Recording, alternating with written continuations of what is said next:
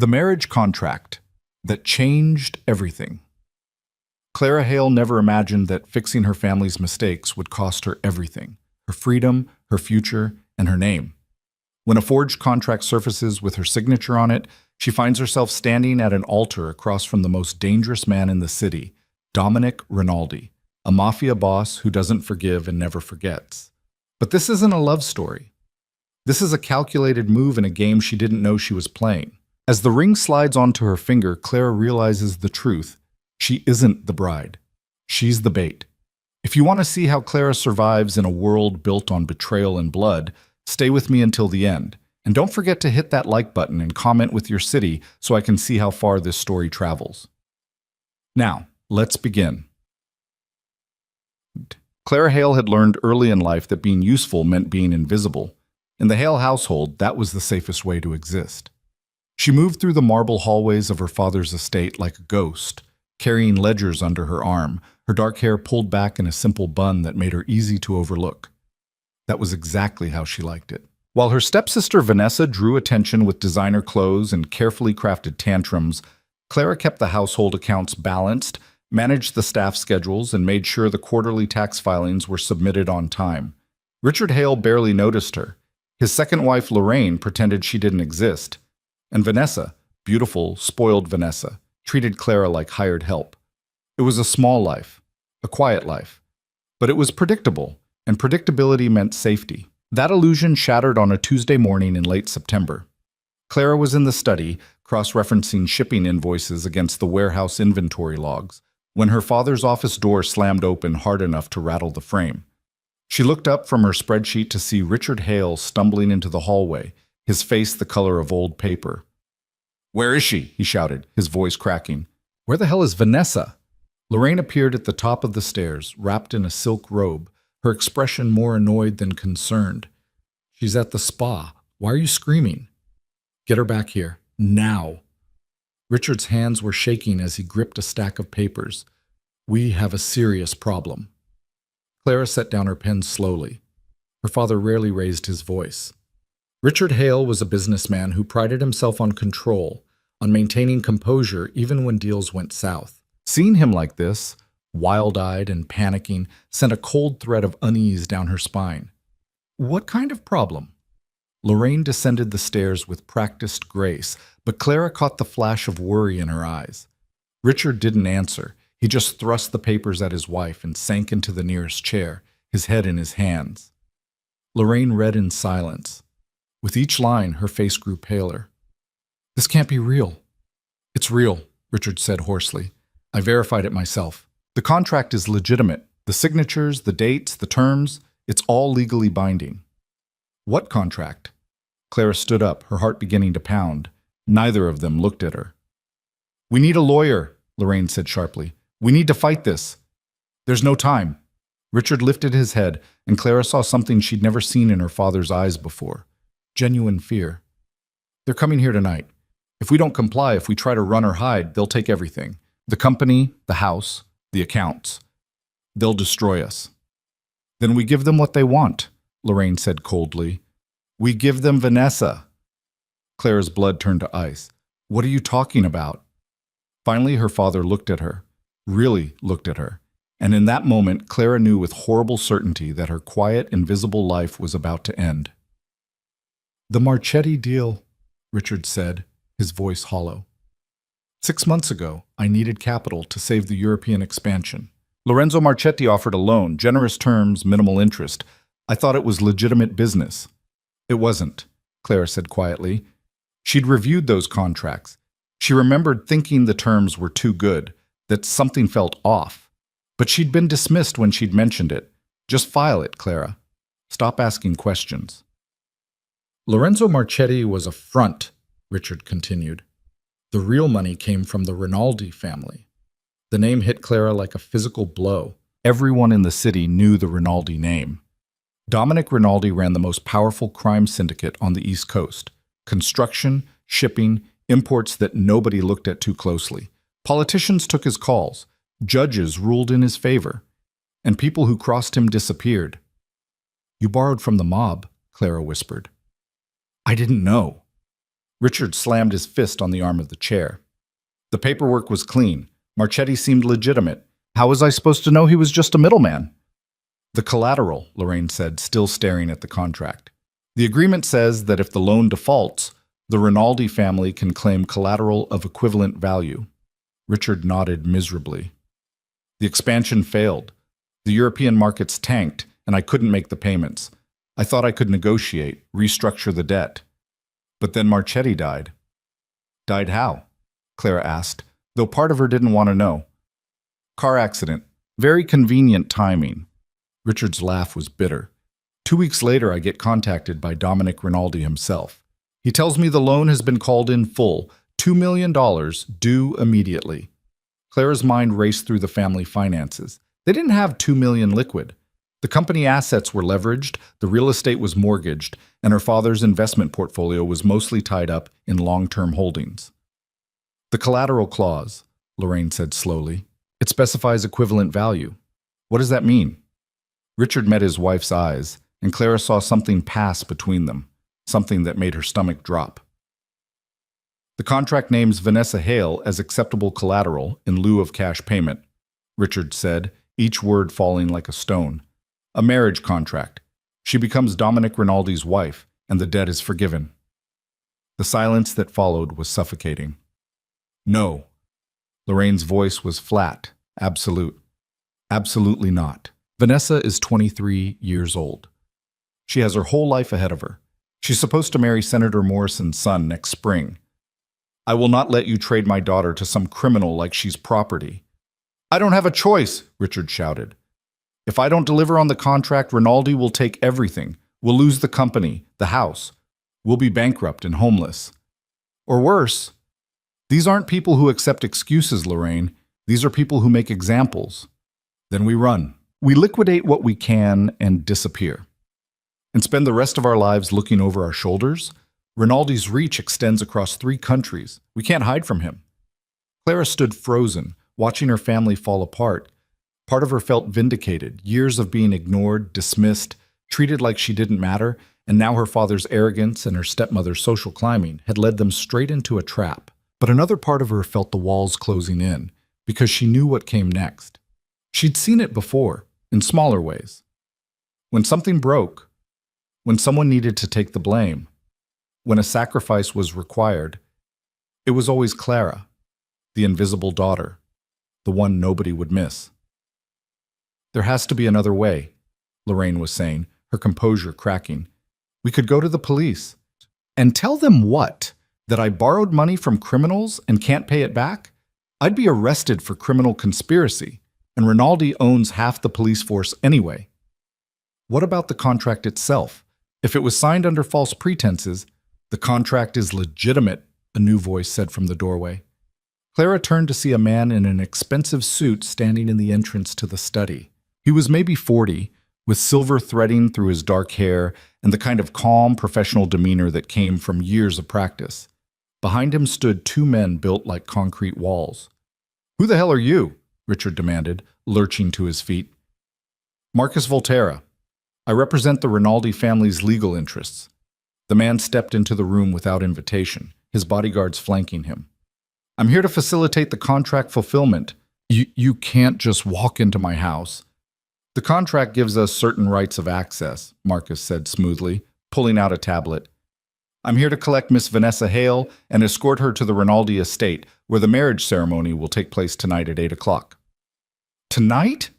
Lorraine's voice pitched upward. That's impossible. Vanessa isn't even here. Marcus's expression didn't change. Then I suggest you contact her immediately. Mister, Rinaldi has been very patient, but that patience has limits. We need time, Richard said desperately. A few days to prepare?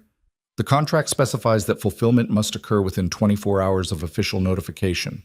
You were notified at 9 o'clock this morning. That gives us, Marcus checked his watch, approximately 9 hours. Clara watched her father deflate. Lorraine clutched the papers like they might offer some escape route if she just read them carefully enough. And Marcus Volterra stood in their home like he owned it, which, in a way, he did. I'll call Vanessa, Lorraine said finally, her voice thick. But she'll need time to process this. You can't expect... I expect compliance with the contract, Marcus said. The ceremony is scheduled for 8 o'clock. If Miss Vanessa Hale is not present, Mr. Rinaldi will consider the contract breached. The consequences of breach are detailed in Section 12, Paragraph 4. I don't recommend testing his resolve. He gestured to one of his bodyguards, who produced a thick manila envelope. These are the ceremony details, the prenuptial agreements, and the transfer documents. Everything is prepared. All we need is the bride. Marcus set the envelope on Richard's desk with the finality of a judge's gavel. Then he looked directly at Clara for the first time, and something flickered in his expression. Curiosity, maybe, or calculation.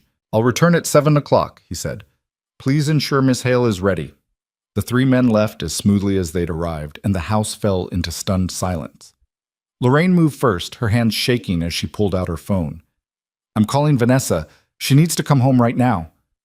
Clara sat down slowly, her mind spinning. This wasn't real. It couldn't be real. People didn't get forced into marriages in the 21st century, not in America, not in cities with laws and courts, but they did. When enough money was involved, when enough power was at stake, when the people making the rules were the same people breaking them. Clara. She looked up to find her father standing over her, and the expression on his face made her want to run. Don't, she said quietly. You don't understand the situation. I understand perfectly. Clara stood up, backing away. You're going to ask me to do something, and I'm telling you right now the answer is no. Vanessa can't do this, Richard said, desperation bleeding into every word. She's fragile. She's not equipped to handle someone like Dominic Rinaldi. It would destroy her. So you want it to destroy me instead. You're stronger. You've always been stronger. Richard reached for her, but Clara stepped back. You handle difficult situations. You solve problems. You're smart. You're capable. I'm disposable, Clara finished bitterly. That's what you mean. Vanessa is precious and delicate, but I'm just practical, invisible Clara who fixes things. So why not fix this too? That's not fair. None of this is fair, Clara's voice cracked. You made a deal with criminals, you put Vanessa's name on a contract without telling anyone, and now you want me to clean up your mess by marrying a mob boss. It's not forever, Lorraine cut in, her phone pressed to her ear as she waited for Vanessa to answer. These marriages, they're business arrangements. You'd live in his house, attend his events, but it would be in name only. And once the contract period ends, what contract period? Clara snatched the papers from the desk, scanning the dense legal language. Her heart sank with every line. There is no end date. This is a permanent marriage contract. Everything is negotiable, Richard said quickly. Once you're inside, once you have access to Rinaldi, you could find leverage, something to what? Blackmail my way out of a forced marriage to a man who kills people for a living? Clara's hands were shaking now, anger and fear mixing into something combustive. Do you hear yourself? Do you have any idea what you're asking me to do?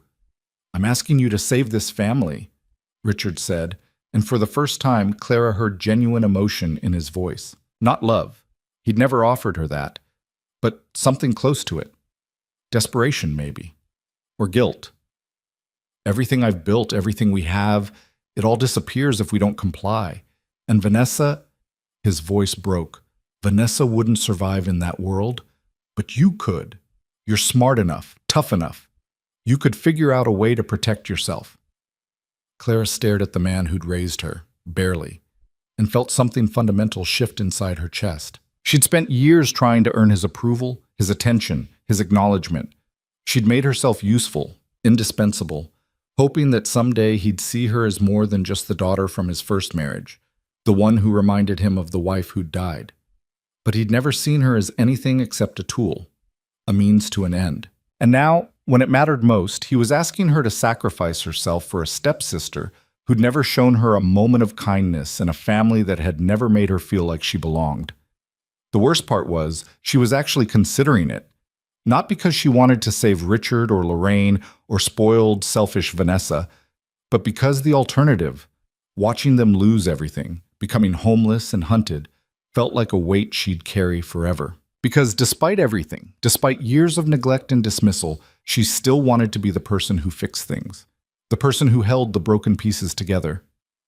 She's not answering, Lorraine said, her voice tight with panic. I've called 6 times. She's probably in a treatment room with her phone turned off. Keep trying, Richard ordered. Then he turned back to Clara, and she saw the calculation in his eyes. He was already making the decision for her. If Vanessa doesn't answer in the next hour, we don't have a choice. You'll have to take her place. I haven't agreed to anything. Clara, please. Richard's voice dropped, becoming almost gentle. I know I haven't been the father you deserved. I know I've let you down in more ways than I can count. But I'm asking you now, begging you, to help us. Just this once. Just this once. As if she hadn't spent her entire life helping them, fixing their mistakes, managing their chaos. As if this was some small favor instead of signing away her entire future to a man whose name was synonymous with violence. Clara closed her eyes, feeling the weight of the decision pressing down on her shoulders. If she said no, if she walked away, what would happen? Her father would lose everything. They'd be ruined, maybe worse. And Vanessa, spoiled, cruel Vanessa, would be dragged kicking and screaming into a world she had no tools to navigate. But if Clara said yes, if she took Vanessa's place, she didn't let herself finish that thought. I need to see the full contract, she said finally, her voice distant and cold. Everything, all the clauses, all the terms. I want to know exactly what I'm agreeing to. Relief flooded Richard's face. Of course, anything you need. And I want it in writing that if I do this, you clear my mother's medical debts. Clara met her father's eyes steadily. The hospital bills you never paid, the funeral costs you said you'd handle, all of it, paid in full. Richard flinched, but he nodded. Done. And one more thing. Clara's voice was steady now, carved from ice. After tonight, I don't want to hear from any of you unless it's absolutely necessary. No calls asking for help, no requests to fix your problems, no pretending we're a family. You want me to do this? Fine. But when it's over, I'm done with all of you. Lorraine looked like she might protest, but Richard just nodded again, deflating. Agreed. Clara took the manila envelope and walked out of the study, her footsteps echoing in the marble hallway. She climbed the stairs to her small bedroom, the one at the end of the hall, away from the master suite and Vanessa's sprawling quarters, and locked the door behind her. Then finally she let herself shake. She sank onto the edge of her bed and opened the envelope with trembling hands. Inside were contracts, agreements, ceremony details, all laid out with ruthless efficiency. The marriage would be legally binding in every way. There was no provision for divorce, no escape clause, no expiration date. Buried in the middle of the stack was a photograph. Clara pulled it out and found herself looking at Dominic Rinaldi for the first time. He was younger than she expected, maybe 35 with dark hair and darker eyes that seemed to look straight through the camera. He wore a tailored suit that probably cost more than her car, and he stood with the kind of casual confidence that came from knowing you were the most dangerous person in any room. But it was his expression that caught Clara's attention. He wasn't smiling. He looked calculating, patient, like a chess player studying the board 3 moves ahead. This was the man she was supposed to marry in, she checked her watch, 7 hours. A knock at the door made her jump. Clara? Lorraine's voice was muffled. Vanessa finally answered. She's on her way home. Clara didn't respond. She just stared at the photograph, memorizing the face of the stranger who was about to become her husband. 30 minutes later, the house erupted in screaming. Clara emerged from her room to find Vanessa in the foyer, her face streaked with makeup and fury. I will not do this. I don't care what some stupid contract says. You cannot make me marry some criminal. Vanessa, please, just listen. Lorraine tried to put a hand on her daughter's arm, but Vanessa jerked away. No, I'm supposed to marry David Morrison. We have plans. We have a future. Vanessa's voice pitched into hysteria. You're asking me to throw away everything for some business deal Dad made with the mob? That's insane. It's not negotiable, Richard said, his voice hard. The contract is binding. Then break it. Hire lawyers, pay them off. I don't care. Just fix this. We can't. Richard looked older than Clara had ever seen him, worn down by fear and failure. There's no way out. Either you comply or we lose everything. Vanessa's eyes, wild and red-rimmed, landed on Clara standing at the top of the stairs. This is your fault, she spat. You do the bookkeeping. You review the contracts. You should have caught this. Clara felt something cold and final settle in her chest. I did catch it. I told Dad the Marchetti terms looked suspicious. He told me to stop asking questions. You should have pushed harder. I should have what, Vanessa? Forced him to listen? I'm not the one who makes decisions in this family. I just clean up the messes afterward. Well, you can clean up this one. Vanessa stormed toward the stairs, her face twisted with rage and fear. You want to be so useful? You want Dad to finally notice you? Fine, take my place. Marry the monster. Because I sure as hell won't. The words hung in the air like a challenge. Clara looked at her stepsister, beautiful, spoiled, cruel, and felt something shift inside her. All those years of being invisible, of being the responsible one, the one who fixed things while Vanessa took and never gave anything back. Okay, Clara said quietly. The foyer went silent. What? Vanessa's expression flickered with confusion. I'll do it. Clara descended the stairs slowly, her decision crystallizing with each step. I'll take your place. I'll marry Dominic Rinaldi. Clara, you don't have to. Richard started, but the relief in his voice was unmistakable. Yes, I do. Clara reached the bottom of the stairs and looked her father in the eye. Because if I don't, you'll all fall apart. And despite everything, I can't watch that happen. Vanessa's face transformed, relief and triumph mixing into something ugly. Perfect. That's perfect. You were always better at dealing with difficult people anyway. Clara turned to her stepsister and smiled, but there was no warmth in it. You're right. I am better at dealing with difficult people, which means I'm probably better suited to survive whatever comes next. Something in Clara's tone made Vanessa's smile falter, but before she could respond, the doorbell rang. 7 o'clock. Marcus Volterra had returned. Richard opened the door with shaking hands. We've made a decision, he said, his voice hoarse. My daughter has agreed to fulfill the contract. Marcus stepped inside, his expression professionally neutral. Excellent. Miss Vanessa, if you'll come with me, Not Vanessa, Clara interrupted, stepping forward. Me, Clara Hale. I'm taking her place. Marcus's eyebrows rose slightly. He pulled out his tablet, scrolling through documents. The contract specifically names Vanessa Hale as collateral. The contract names a daughter of Richard Hale, Clara said, repeating the language she'd memorized from the papers upstairs. I'm his daughter, legally and biologically. I fulfill the terms. Marcus studied her for a long moment, and Clara forced herself to meet his gaze without flinching. Finally, he nodded. I'll need to verify this with Mr. Rinaldi. He stepped aside, pulling out his phone. Clara watched him speak in low tones, catching fragments of the conversation. Substitution. Legally valid. Yes, sir. When Marcus returned, his expression was unreadable. Mr. Rinaldi has agreed to the substitution, provided Miss Clara Hale signs an additional acknowledgement confirming she is entering the marriage of her own free will. Clara's laugh was bitter. Free will, right.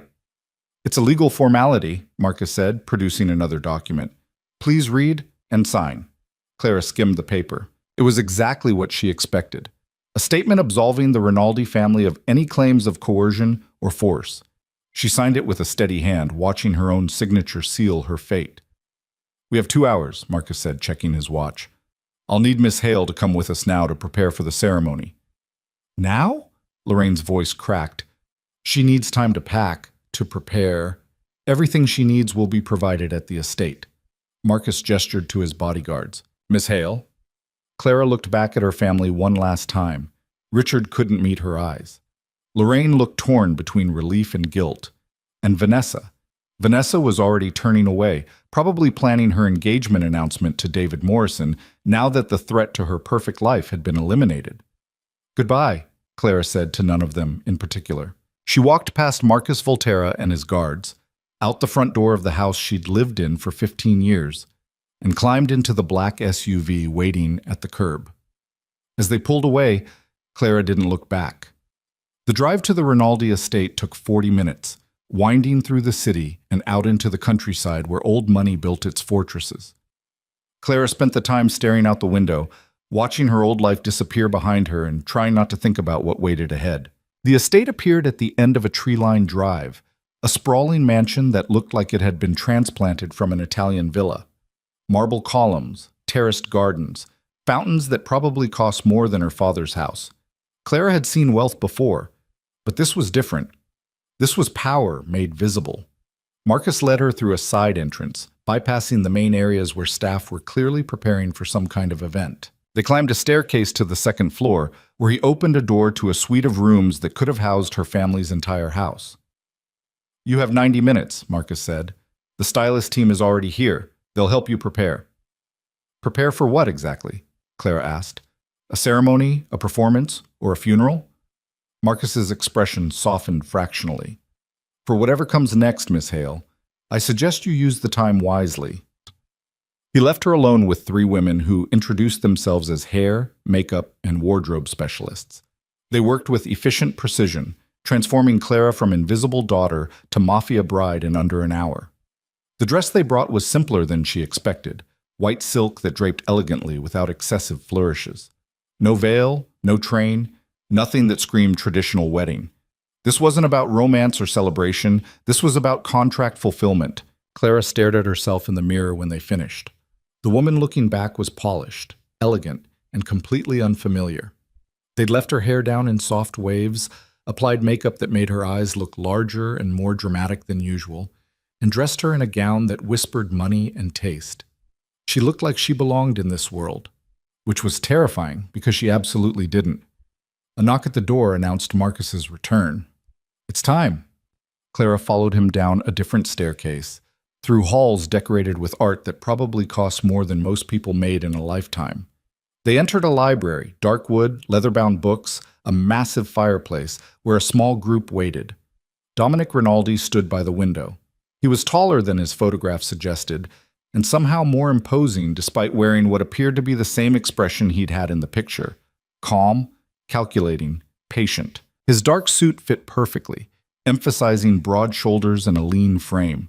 He turned when Clara entered, and his eyes, dark brown, almost black, swept over her with the same clinical assessment someone might give a piece of property. "Miss Hale," he said, his voice deep and surprisingly smooth. "Thank you for being punctual." "Thank you for being punctual," as if she'd shown up for a business meeting instead of a forced marriage. "I didn't have much choice," Clara replied, pleased when her voice came out steady. Something flickered in Dominic's expression. Amusement, maybe, or surprise. "I appreciate honesty. It's a rare quality."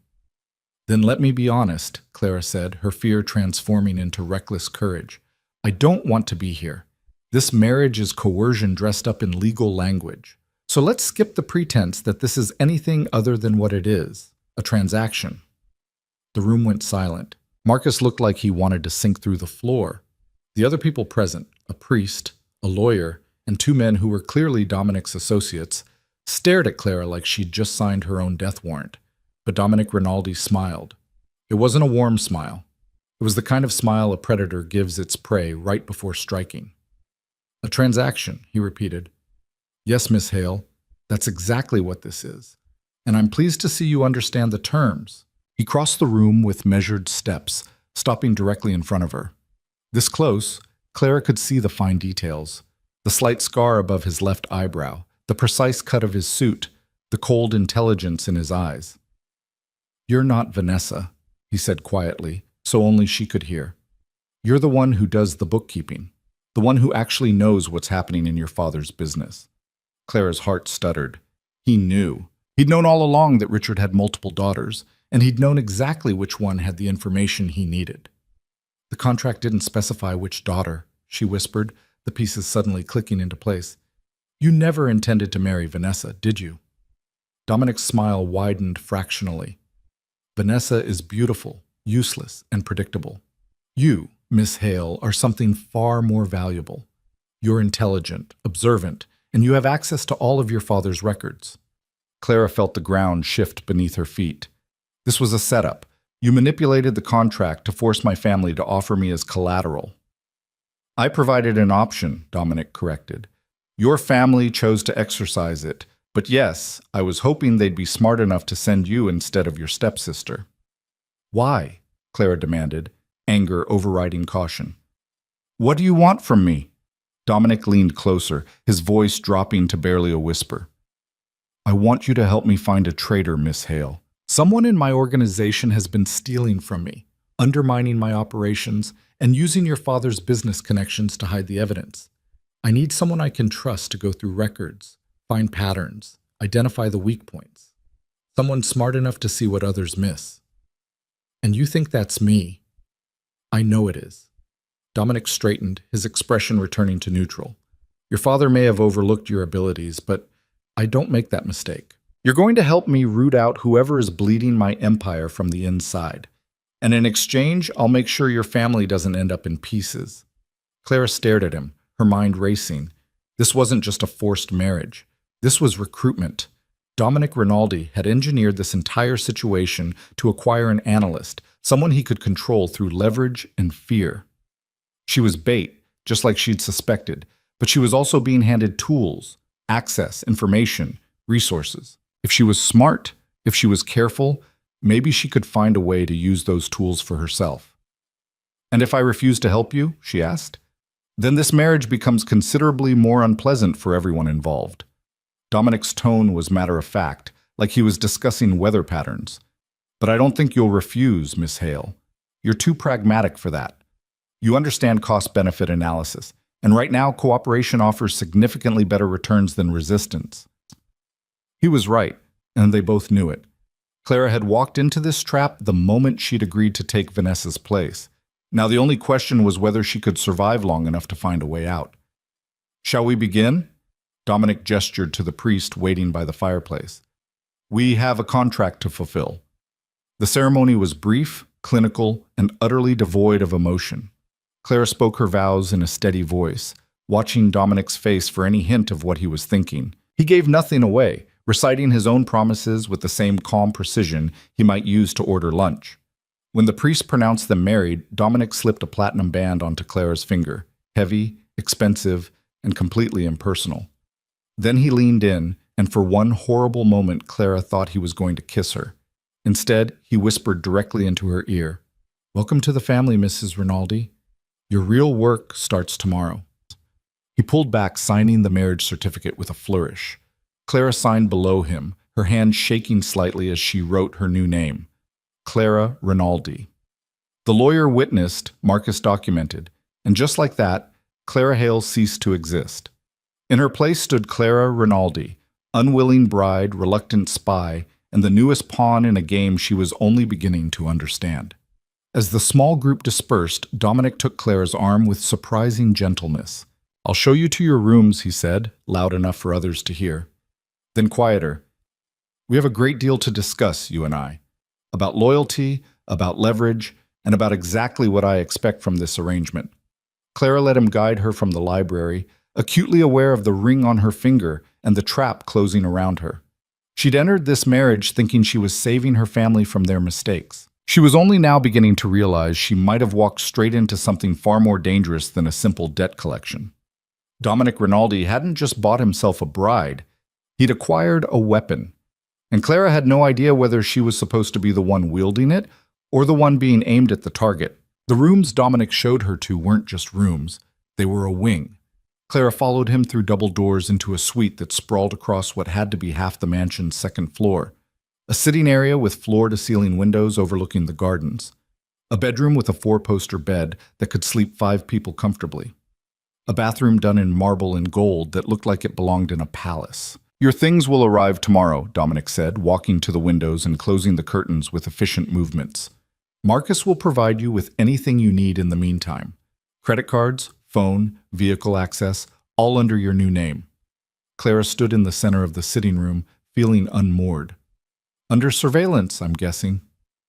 "Of course." Dominic turned to face her, leaning against the window frame with casual elegance. "You're my wife now, Mrs. Rinaldi. That comes with certain accommodations and certain restrictions." "Spell them out," Clara said. "I want to know exactly what cage I'm in." "Direct." Dominic's smile returned, sharp-edged. "I like that. All right, here are the rules. You have freedom of movement within the estate and the city, but security will accompany you everywhere. You'll attend events with me as needed, charity galas, business dinners, family gatherings. You'll present as a devoted wife in public. And in private? In private, you work. Dominic crossed to a desk in the corner and pulled out a tablet. Starting tomorrow, you'll have access to financial records from my legitimate businesses and the associated shell companies. I need you to find discrepancies, trace money flows, identify weak points in the network. Clara took the tablet he offered, scanning the preliminary documents already loaded. Even at a glance, she could see the complexity. Dozens of companies, hundreds of transactions, patterns buried in layers of legitimate business. This will take weeks. You have time. The person stealing from me has been careful, patient. They've been bleeding the operation slowly for at least 2 years. I need someone equally patient to unravel what they've done. Why me? Clara looked up from the tablet. You have accountants, analysts, people who actually work for you by choice. Why force someone into this position? Dominic moved closer, and Clara had to resist the urge to step back. He had a way of commanding space that made the enormous room feel suddenly smaller. Because everyone who works for me could be the traitor, he said quietly. My accountants, my lawyers, my advisors.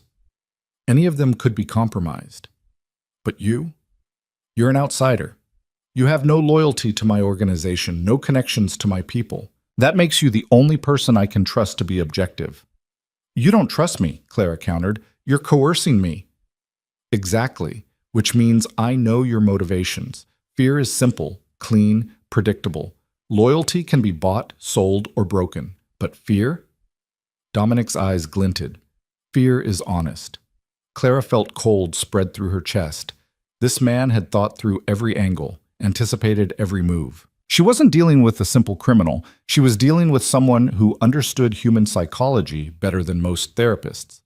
What happens when I find your traitor? She asked. That depends on who it is. Dominic took the tablet back, setting it on the desk. But that's not your concern. Your job is to identify the problem. I'll handle the solution.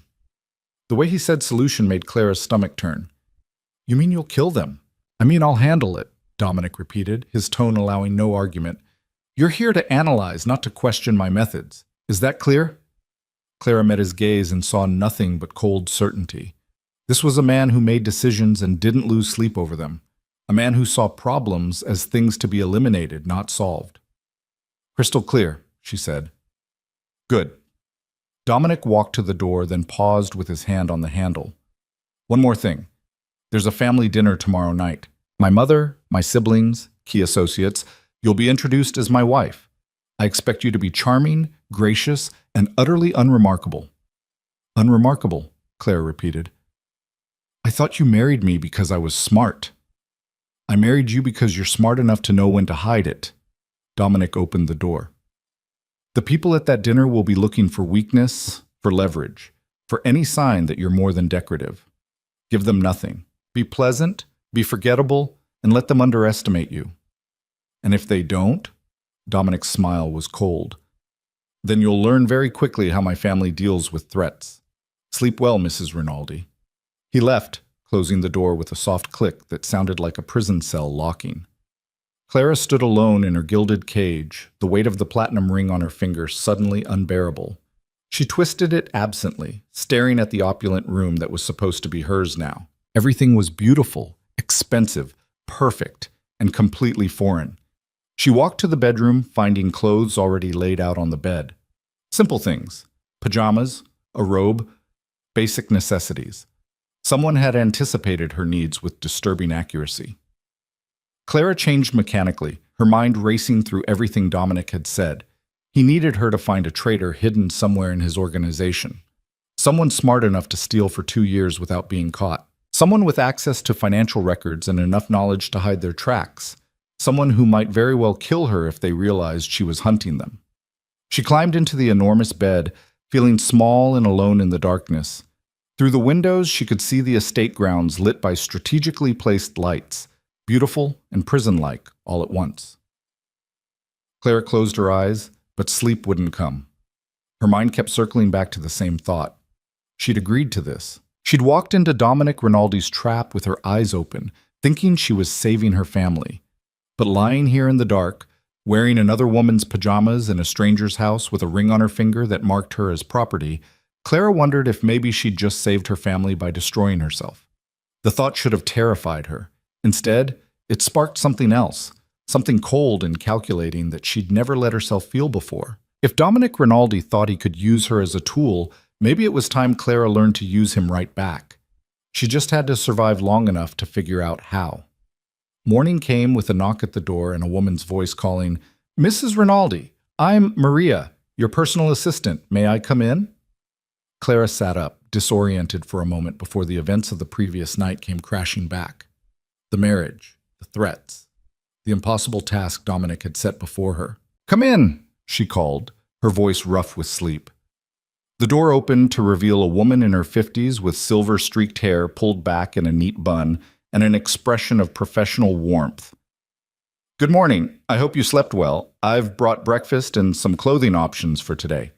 She wheeled in a cart laden with food, fresh pastries, fruit, coffee that smelled like heaven. Behind her, two younger women carried garment bags. "Mr. Rinaldi asked me to ensure you have everything you need," Maria continued, setting up the breakfast on a small table by the window. "Your personal belongings are being collected from your father's house and will arrive this afternoon. In the meantime, these should suffice." Clara climbed out of bed, feeling like an actress who'd wandered onto the wrong set. "Thank you, Maria, but I can dress myself." "Of course, Mrs. Rinaldi. I'm here simply to help you navigate your new household. The estate can be overwhelming at first." Maria's smile was kind, but her eyes were sharp. Clara had the distinct impression that this woman reported directly to Dominic. "I appreciate that," Clara said carefully. "Could you tell me where I might find Mr. Rinaldi this morning?" "He's in his office on the ground floor, East Wing, but he's asked that you join him in the library at 10 o'clock. That gives you about an hour to prepare." "An hour to prepare for what, exactly?" Clara wanted to ask, but she kept the question to herself. "Thank you. I can manage from here." Maria nodded, ushering the other women out. "I'll be downstairs if you need anything. Just pick up any house phone and dial 0. When they left, Clara poured herself coffee and stood at the window, looking out over the grounds. In daylight, the estate was even more impressive. Manicured gardens, a pool, tennis courts, and what looked like a guest house in the distance. Wealth on a scale she'd never experienced. She ate quickly, then examined the clothing Maria had brought. Designer labels, perfect sizes, styles that were elegant without being showy. Someone had done their homework on her. Clara chose a navy dress that was professional without being severe, paired it with low heels, and twisted her hair into a simple knot. When she looked in the mirror, she saw a stranger again, polished, composed, unremarkable. Exactly what Dominic had requested.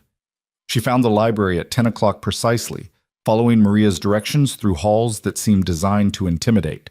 The library itself was 2 stories of books, leather furniture, and dark wood that smelled of old paper and expensive cigars. Dominic sat at a massive desk, reading something on his computer. He looked up when Clara entered, his expression unreadable. "Punctual," he observed. "Good. Sit." Clara sat in the chair across from him, folding her hands in her lap and waiting. She'd learned long ago that silence could be a weapon. Let him fill it. Dominic studied her for a moment, then turned his computer screen so she could see it. "These are the primary accounts you'll be analyzing. Shipping companies, import-export businesses, construction firms, all legitimate on the surface. And underneath?" Clara leaned forward, scanning the spreadsheets. "Underneath, they're how we move money, acquire property, and maintain influence. But someone has been creating false accounts, siphoning funds, and covering their tracks through the legitimate businesses. I need you to find the pattern." Clara's mind immediately started working, seeing the numbers as a puzzle to be solved. "I'll need access to historical data, at least 3 years back. And I'll need to see personnel files, who has authorization to create accounts, who approves transactions. You'll have everything." Dominic pulled out a flash drive. "This contains full access to our financial systems. Password protected, encrypted, traceable. If you try to copy or share this information, I'll know immediately." "I'm not stupid enough to betray you when you know where my family lives," Clara said flatly. "No, you're not." Dominic slid the flash drive across the desk. "Which is why I chose you. Intelligence paired with self-preservation, a useful combination." Clara took the drive, feeling its weight in her palm. This was power, in its own way. Information was leverage, and Dominic was handing her access to his entire financial empire. Why are you really doing this? She asked suddenly. You could have hired investigators, forensic accountants, FBI consultants. Why go through the elaborate charade of a forced marriage? Dominic leaned back in his chair, considering her. Because investigators can be bought. Consultants have loyalty to their firms. The FBI answers to other masters. But you? He smiled that cold smile again. You answer only to me. Your survival depends on my goodwill. That makes you the most reliable employee I could possibly have. I'm not your employee. I'm your prisoner. Semantics. Dominic waved a dismissive hand. Call it what you like, Mrs. Rinaldi. The work remains the same. Find my traitor, and you'll find your life here considerably more comfortable. And if I don't find them, then we'll both be disappointed. Dominic's tone suggested disappointment would have consequences Clara didn't want to explore. But I have faith in your abilities. Your father may have overlooked your talents, but I see exactly what you're capable of. The compliment felt like a threat. Clara stood, clutching the flash drive. When do I start? Now. Dominic gestured to a laptop set up on a side table. You'll work here, where I can monitor your progress. I have other business to attend to, but I'll check in periodically. Clara moved to the laptop, plugging in the flash drive and watching as files began to populate the screen. Thousands of documents, millions in transactions, years of data. It would take weeks just to understand the structure, let alone find anomalies. She started with the basics, mapping out the company relationships, identifying the key players, tracking the flow of money through the legitimate businesses. Hours passed in focused silence, broken only by the scratch of her pen on paper as she made notes. Dominic came and went, never speaking, just observing. Clara tried to ignore his presence, but she was always aware of him, the way he moved through the space, the way his attention shifted between his own work and monitoring hers. Around 2 o'clock, Maria appeared with lunch. You should eat, Mrs. Rinaldi. You've been working for 4 hours straight. Had it been that long? Clara looked up from the screen, her eyes burning. She accepted the sandwich Maria offered, eating without really tasting it, her mind still on the patterns she was beginning to see. Find anything? Dominic asked from across the room. Maybe. Clara pulled up a spreadsheet highlighting several entries. These shipping invoices, the amounts don't match the cargo manifests. Someone's recording higher values than what's actually being shipped. Dominic crossed to look over her shoulder. How much higher? 10 to 15% across multiple shipments, small enough to miss in routine audits, but over 2 years? Clara ran quick calculations. Could be several $100,000. Who authorized the invoices? Clara traced the approval chain. Different people, rotating pattern. But they all go through one clearinghouse, a company called Maritime Solutions Group. I know that company. Dominic's voice went cold. It's run by my brother's wife. She handles coordination between our shipping operations and the port authorities. Clara felt the temperature in the room drop. Your brother? Antonio. Dominic straightened, his expression carved from stone. My younger brother, who oversees our maritime operations, and his wife, Sophia, who supposedly manages the administrative side. That doesn't mean, Clara started, but Dominic cut her off. Keep digging. Find everything connected to Maritime Solutions. I want every transaction, every invoice, every email. If Sophia is involved, I need proof before I move. The way he said before I move made Clara's skin crawl. What will you do to her? That depends on what you find. Dominic returned to his desk, his movements tight with barely controlled anger. And whether my brother knew. Clara turned back to the computer, her hands suddenly cold. She'd known this job would lead to consequences, but hearing Dominic talk about his own family with such clinical detachment drove home exactly what kind of world she'd entered. She spent the rest of the afternoon drilling down into Maritime Solutions records. The pattern became clearer with each layer she uncovered: false invoices, inflated values, money disappearing into accounts that led nowhere. It was sophisticated, well hidden, but once Clara knew what to look for, the evidence built rapidly. By the time Maria came to tell her it was time to prepare for dinner, Clara had compiled a damning portfolio of fraud that pointed directly at Sophia Rinaldi. I'll continue tomorrow, she told Dominic, saving her work and removing the flash drive. No. Dominic stood, buttoning his suit jacket. You'll continue after dinner. I want a complete report by midnight. This can't wait. I need time to verify. Midnight, Mrs. Rinaldi. Dominic's tone allowed no argument. The family dinner starts in an hour. Maria will help you prepare. Be downstairs at 7 sharp. He left without waiting for a response, and Clara sat alone in the library, staring at the laptop that contained enough evidence to destroy someone's life. This was what Dominic had married her to do. Not just find the traitor, but provide the ammunition for whatever retribution he had planned. Clara was building the case that would let Dominic pull the trigger. She thought about refusing, about telling him to find someone else to do his dirty work. But the weight of the ring on her finger reminded her that she didn't have choices anymore. She'd made her deal with the devil. Now she had to see it through. Maria met her at the bedroom door, already holding a different dress. Emerald green silk that looked deceptively simple, but probably cost more than Clara used to make in a month.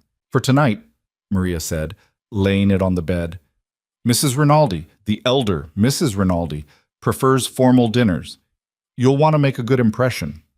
Any advice? Clara asked, moving to the bathroom to fix her makeup. Maria hesitated, then lowered her voice. Be respectful to Mrs. Rinaldi. She's the matriarch, and her opinion carries weight. With Antonio and Sophia, she paused. Just be careful. The family dynamics can be complicated. Complicated how? Antonio believes he should have been made head of the family instead of Dominic. There's resentment there. And Sophia, Maria's expression tightened. Sophia is ambitious. She married into this family for power, and she doesn't like anyone who might threaten her position. And I threaten her position by being Dominic's wife? You threaten her by being smart. Maria met Clara's eyes in the mirror. Sophia is beautiful and connected, but she's not clever. She knows it, and she hates anyone who reminds her of it. So tonight, be charming, but not threatening. Smile, agree, and don't let her see what you're capable of. It was the same advice Dominic had given. Be unremarkable. Be forgettable. Clara was starting to understand that in this world, invisibility wasn't just useful. It was survival. She dressed carefully, applying makeup with a light hand and leaving her hair in soft waves rather than the severe bun she'd worn earlier. When she looked in the mirror, she saw someone who could blend into any high society gathering without drawing attention. Perfect. Dominic was waiting at the bottom of the grand staircase, wearing a different suit, charcoal gray with a dark tie. He looked like old money and new danger combined, and when his eyes swept over Clara, she saw approval flicker across his face. You'll do, he said, offering his arm. Clara took it, feeling the solid muscle beneath the expensive fabric. Any last-minute instructions? Smile. Agree with my mother on everything. Deflect personal questions. And if Sophia tries to corner you, stay pleasant, but give her nothing to work with. You make it sound like I'm going into battle. You are, Dominic led her toward the dining room. Family dinners are where alliances are tested and weaknesses are exposed. Everyone will be watching you, measuring you, looking for leverage. Don't give them any. They entered a formal dining room that could have hosted a state dinner. Crystal chandeliers, a table that seated 20, and already a dozen people gathered with drinks in hand. Conversation stopped when Clara and Dominic appeared. An elegant woman in her 60s separated from the group, moving toward them with the bearing of someone accustomed to command. She had Dominic's dark eyes and the same aura of controlled power, softened slightly by age, and what might have been warmth, or might have been excellent acting. Mother, Dominic said, kissing her cheek. This is Clara, my wife. Clara, my mother, Vittoria Rinaldi. Vittoria's gaze swept over Clara with the precision of a jeweler appraising a stone. Welcome to the family, my dear. Dominic told us so little about you. We were all very surprised by the wedding. It happened quickly, Clara said, keeping her voice warm but not overeager. I'm honored to meet you, Mrs. Rinaldi. Please call me Vittoria. We're family now. She took Clara's hands, her grip surprisingly strong. Come, let me introduce you to everyone. Clara let herself be led into the gauntlet, meeting a parade of names and faces. Antonio, Dominic's brother, was younger, but with the same dark intensity, and eyes that held barely concealed resentment. His wife Sophia was blonde, beautiful, and smiled at Clara with the warmth of a snake eyeing prey. There were others, cousins, associates, trusted advisors, all watching Clara with varying degrees of curiosity and suspicion. She smiled, made small talk, and channeled every lesson she'd learned from years of being invisible in her father's house. When they finally sat down to dinner, Clara found herself between Dominic and Vittoria, with Sophia directly across the table, the perfect position to be observed from all angles. The meal began with impeccable service and polite conversation. Vittoria asked Clara about her background, her education, how she and Dominic met. Clara had prepared answers, vague enough to be uninteresting, truthful enough to avoid obvious lies. "My family is in shipping logistics," Clara said, which was technically true if you counted her father's failed import business.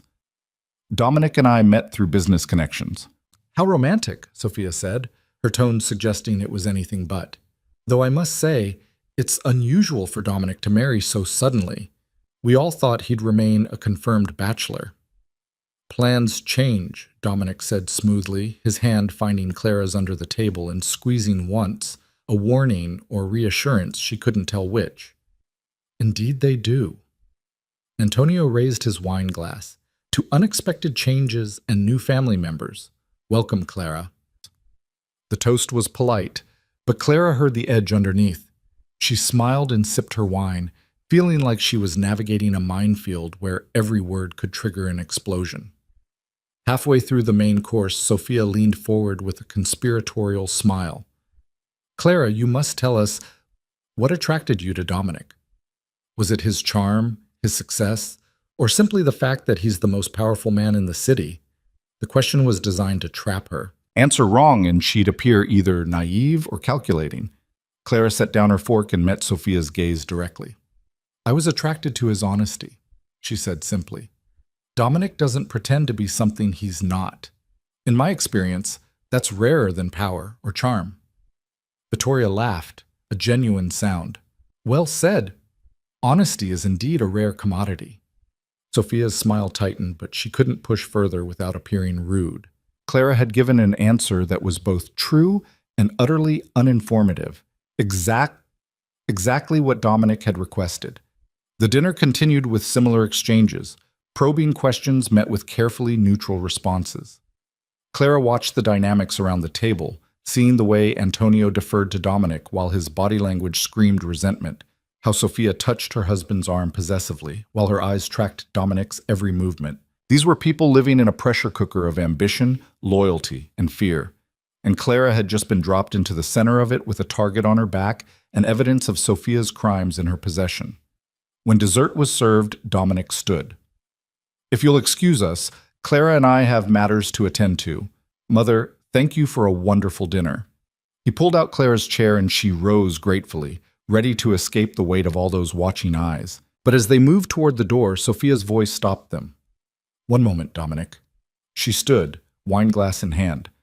"I wanted to mention there were some irregularities in the Maritime Solutions accounts this quarter. Nothing serious, just some confusion with invoice coding. I've already asked my accountant to investigate." Clara felt Dominic go still beside her. The timing was too perfect, too calculated. Sophia knew someone was looking into her records, which meant she either had been tipped off or was smart enough to sense danger. "I'm sure it's nothing," Dominic said, his voice pleasant and empty of emotion. "But please keep me informed. We can't afford discrepancies in our shipping operations." "Of course." Sophia's smile was sharp. "I'm always very careful with the family business. Loyalty and accuracy, those are my priorities." The emphasis on loyalty was deliberate, a message wrapped in politeness. Clara could almost see the chess game playing out. Sophia warning Dominic that she knew she was under scrutiny, Dominic acknowledging the warning without confirming anything. They left the dining room, and Dominic didn't speak until they were back in the library with the door closed. "She knows," Clara said immediately. "Yes." Dominic poured himself a drink, his movements controlled but tense. "Which means we accelerate the timeline. I need that report tonight, and I need it to be airtight. If we're going to move against Sophia, we can't afford any gaps in the evidence." "She's your sister-in-law," Clara said, though she knew it was pointless. "Your brother's wife. She's a thief who's been stealing from this family for 2 years." Dominic turned to face her, and Clara saw cold fury in his eyes. Family loyalty goes both ways. She violated that the moment she put her hand in our pockets. Clara sat down at the laptop, pulling up her files. What about Antonio? Do you think he knows? I don't know yet. That's what you're going to help me determine. Dominic came to stand behind her, reading over her shoulder. Look at Antonio's personal accounts, his expenses, his investments. If he's living beyond his means or making purchases that don't match his income, he's either complicit or benefiting indirectly. Clara dove back into the data, this time focusing on Antonio's financial profile. What she found over the next 3 hours painted a complicated picture. Antonio wasn't stealing, but he was certainly benefiting. Expensive gifts, luxury purchases, a lifestyle that exceeded his legitimate income from the family business. He might not know the source, Clara said finally, compiling her findings, but he's definitely enjoying the proceeds. Which means he'll defend her when confronted. Dominic read through Clara's report with methodical precision. This is good work. Comprehensive, documented, traceable. Tomorrow, I'll present this to the family council. What happens then? Justice, Dominic said simply. My kind of justice. Clara felt sick. She'd done exactly what he'd asked, built an airtight case against people she'd just met. In less than 48 hours, she'd gone from invisible daughter to architect of someone else's downfall. Get some rest, Dominic said, logging out of the laptop and removing the flash drive. You did well tonight, at dinner and with the investigation. Continue like this, and we'll get along fine. He left her alone in the library, and Clara sat in the silence, staring at her hands. The same hands that had signed a marriage certificate. The same hands that had typed up evidence that would destroy Sofia Rinaldi's life. She was becoming exactly what Dominic needed, a weapon he could aim at his enemies. The question was whether she could survive being that weapon without losing herself completely. Clara walked back to her rooms, exhausted and troubled. Maria had left clothes for tomorrow and turned down the bed. Everything was perfect, controlled, orchestrated, just like Clara's new life. She changed and climbed into bed, but sleep was a long time coming. Instead, she lay in the dark, thinking about betrayal and justice and the very thin line between the two. Tomorrow, Dominic would bring the evidence to the family council. Tomorrow, the careful facade she'd witnessed at dinner would crack open. And Clara would have been the one to swing the hammer. The hammer fell at precisely 2 o'clock the following afternoon.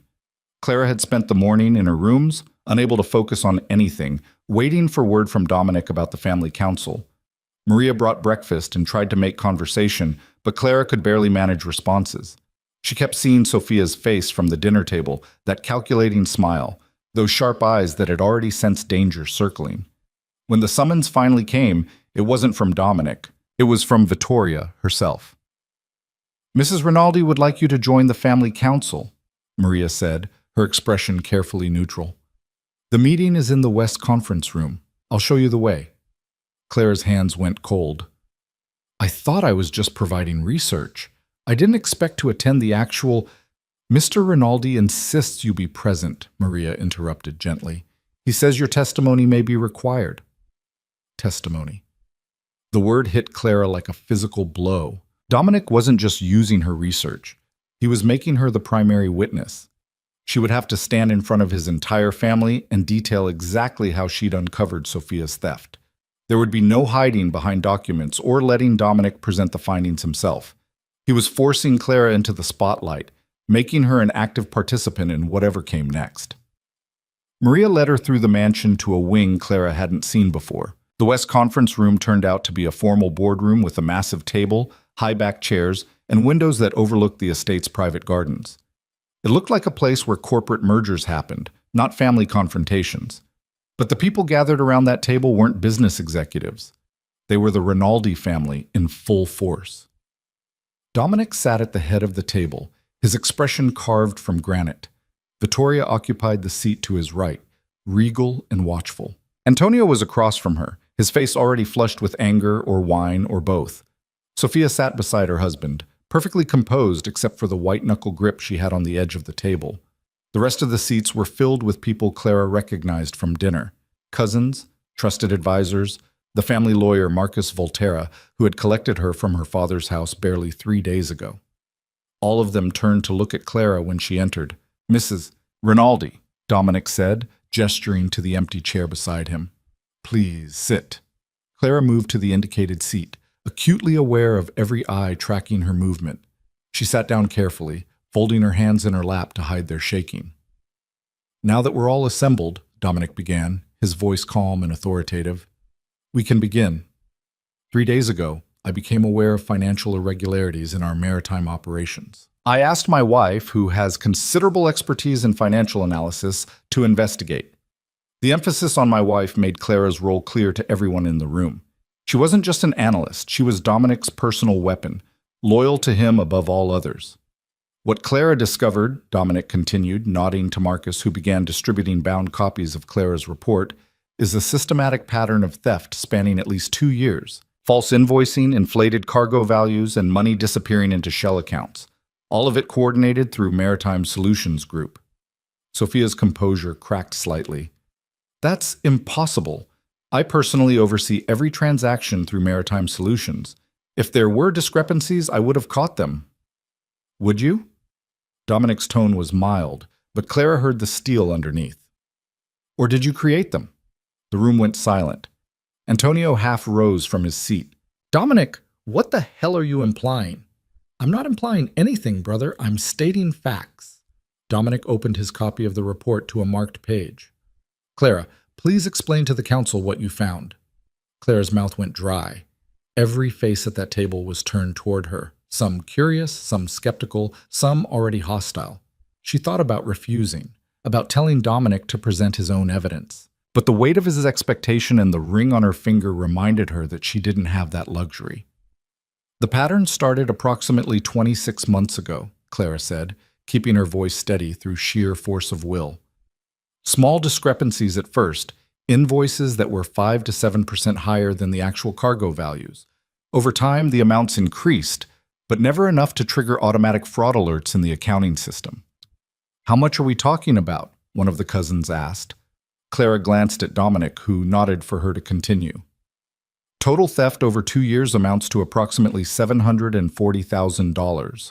The money was routed through shell accounts and eventually disappeared into offshore holdings."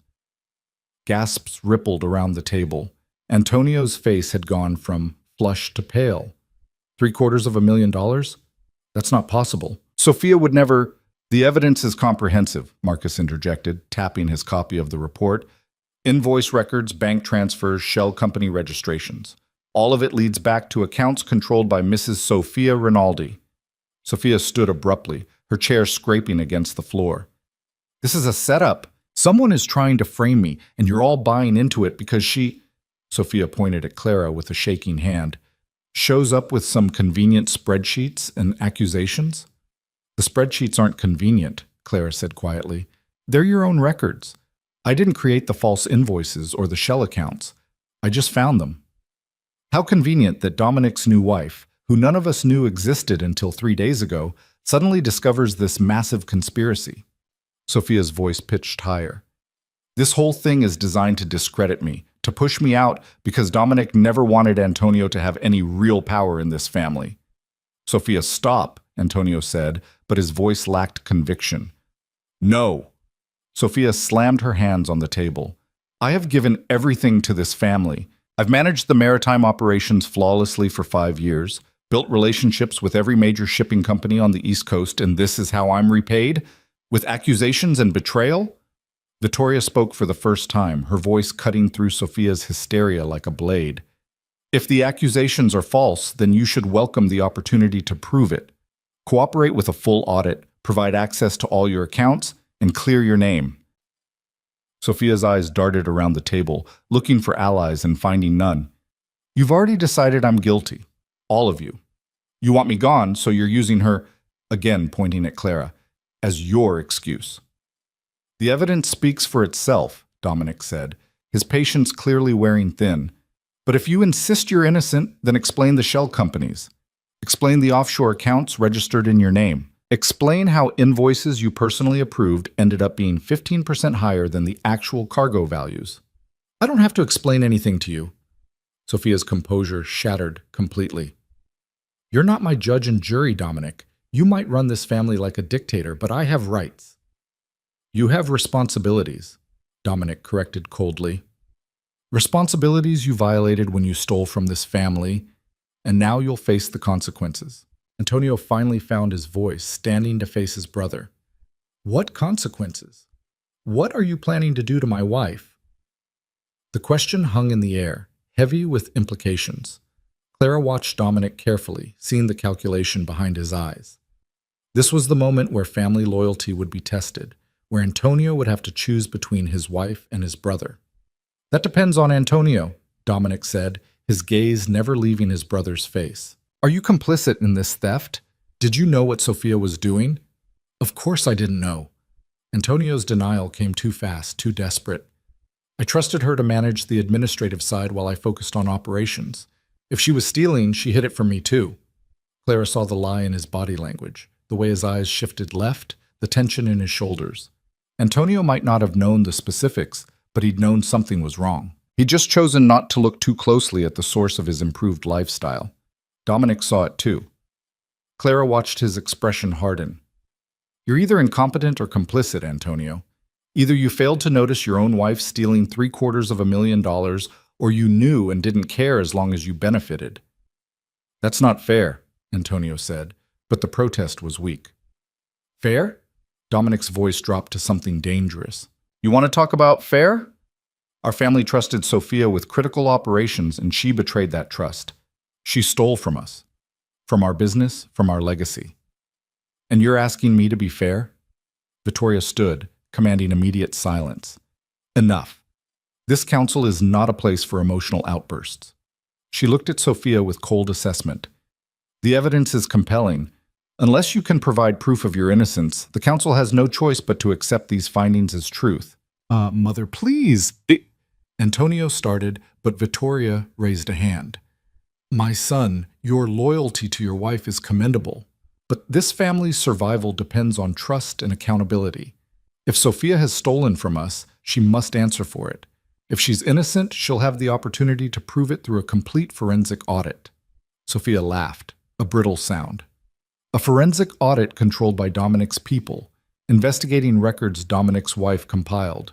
I'm sure that will be completely unbiased. Then suggest an alternative, Vittoria said. Propose an independent auditor, someone beyond Dominic's influence. We'll review their findings. For a moment, Clara thought Sofia might accept the offer. It was reasonable, fair even. But then she saw something shift in Sofia's expression, a cornered animal realizing there was no escape. You want to know the truth? Sofia said, her voice suddenly calm in a way that made Clara's skin crawl. Fine. Yes, I created the shell accounts. Yes, I inflated the invoices. Yes, I took the money. Shock rippled through the room. Even Dominic looked surprised by the outright admission. But I'm not the one you should be investigating, Sofia continued, her eyes locked on Dominic. I'm just the accountant who processed the transactions, the person who ordered me to do it, who planned the whole operation. That's who you should be questioning. Antonio grabbed his wife's arm. Sofia, stop talking. She shook him off. Why? They already think I'm guilty. They've already decided to destroy me. At least I can take the real traitor down with me. Dominic leaned forward, his entire attention focused on Sofia. Who ordered you to steal from this family? Sofia smiled, triumphant and vicious. Your trusted legal counsel. Your right hand. The man who's sitting at this table right now, who helped compile that lovely report condemning me. She turned to point directly at Marcus Volterra. Him. The accusation landed like a bomb. Every head swiveled to look at Marcus, who had gone absolutely still, his face carefully blank. That's absurd, Marcus said, but Clara heard the slight tremor in his voice. I've served this family for 15 years. Why would I jeopardize that by orchestrating theft? Because you're greedy, Sofia said. Because you saw an opportunity to siphon money through maritime operations and blame it on the administrative staff. You approached me 2 years ago with a simple proposition. I process the false invoices, route the money where you tell me, and we split the proceeds 60-40. Lies, Marcus said, standing. Dominic, this is clearly a desperate attempt to deflect blame. She's caught, so she's inventing a conspiracy to... Then explain the offshore accounts, Sofia interrupted. The ones registered to a company called Volterra Holdings. The ones where my 40% ended up, right alongside your 60%. Marcus's expression fractured for just a second, long enough for Clara to see the guilt underneath. I don't know what you're talking about. Liar! Sophia pulled out her phone, fingers flying across the screen. I kept insurance, Marcus, emails, wire transfer receipts, recordings of our conversations. I'm not going down alone. Dominic stood slowly, and the temperature in the room seemed to drop 10 degrees. Is this true, Marcus? The lawyer looked at his employer, and Clara saw the moment he decided there was no point in continuing the charade. His shoulders sagged, and something like resignation crossed his face. She's exaggerating, Marcus said carefully. It wasn't 60-40. It was 50-50. I came up with the plan, but Sophia executed it. We're equally responsible. The admission stunned the room into silence. Clara felt like she was watching a house of cards collapse, each revelation more shocking than the last. 15 years, Dominic said, his voice deadly quiet. 15 years of loyalty, of trust, of handling the family's most sensitive legal matters, and you've been stealing from me for 2 of them. Not from you, Marcus corrected, and Clara heard desperation creeping into his tone. From the business, from accounts that wouldn't be missed. We were careful, selective. You were thieves. Dominic's words fell like hammer blows. Both of you. You betrayed this family, betrayed the trust we placed in you, and you did it for money. Everyone in this room has done worse for money, Sophia shot back. Don't pretend this family built its empire on honor and integrity. We all know what you do, Dominic. We all know where the real money comes from, so spare me the righteous indignation. Vittoria's hand came down hard on the table. That's enough. This council will not tolerate. But Sophia was past caring. No, let's be honest for once. This family survives on theft, extortion, and violence. We're all criminals here. I just had the audacity to steal from other criminals instead of civilians. At least I was stealing from people who could afford the loss. Antonio tried again to silence his wife. But she was in full fury now, burning every bridge she had left. And you... Sophia turned on Clara with venom in her eyes. You self-righteous little accountant. You think you're better than me? You married into this family under duress, got forced into Dominic's bed because of your father's debts, and now you're playing detective to earn your keep. We're not so different, you and I. We're both prisoners here, just trying to survive. Clara met Sophia's gaze steadily. I'm not the one who stole $750,000 from the people who trusted me. No, you just helped Dominic destroy 2 people to prove your loyalty. That's so much more noble. Sophia's laugh was bitter. Give it time, Clara. You'll learn that in this family, everyone gets their hands dirty eventually. The only question is how much blood you're willing to tolerate. Dominic moved with sudden violence, his chair crashing backward. Get them out of here, both of them. Antonio, take your wife and leave this house. Marcus, you have 1 hour to clear your office before security escorts you out. What about my money? Marcus demanded. I have accounts, assets, connections. Consider them forfeit, Dominic said flatly. You're lucky I'm letting you leave alive. The threat was explicit, and Marcus went pale. You can't just... I can do whatever I want. This is my family, my business, my empire. You forgot that when you decided to steal from me. Dominic gestured to the 2 security guards who had appeared at the door. 1 hour. If you're still on my property after that, we'll have a different kind of conversation. The guards moved forward, and Marcus had enough survival instinct left to go quietly. Sophia wasn't so cooperative, struggling against Antonio's grip as he tried to pull her toward the door. This isn't over, she screamed. What? I'll go to the police. I'll tell them everything about your operations, your smuggling, your... Antonio clamped a hand over her mouth, dragging her bodily from the room. The door slammed behind them, muffling Sophia's continued threats. The silence that followed was deafening. Clara sat frozen in her chair, her heart pounding. She'd expected consequences, but not this. Not a full-scale implosion that had revealed not 1 traitor but 2, that had destroyed relationships and split the family down the middle. Vittoria was the first to speak. Well, that was illuminating. One of the cousins laughed nervously. Illuminating? It was a disaster. Marcus Volterra handled half our legal affairs. How are we supposed to...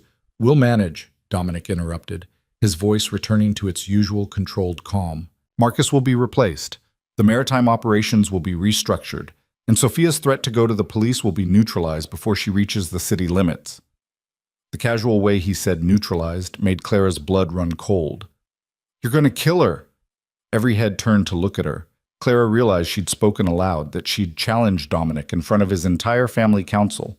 But she couldn't take the words back now. I'm going to ensure she doesn't become a liability, Dominic corrected. There's a difference.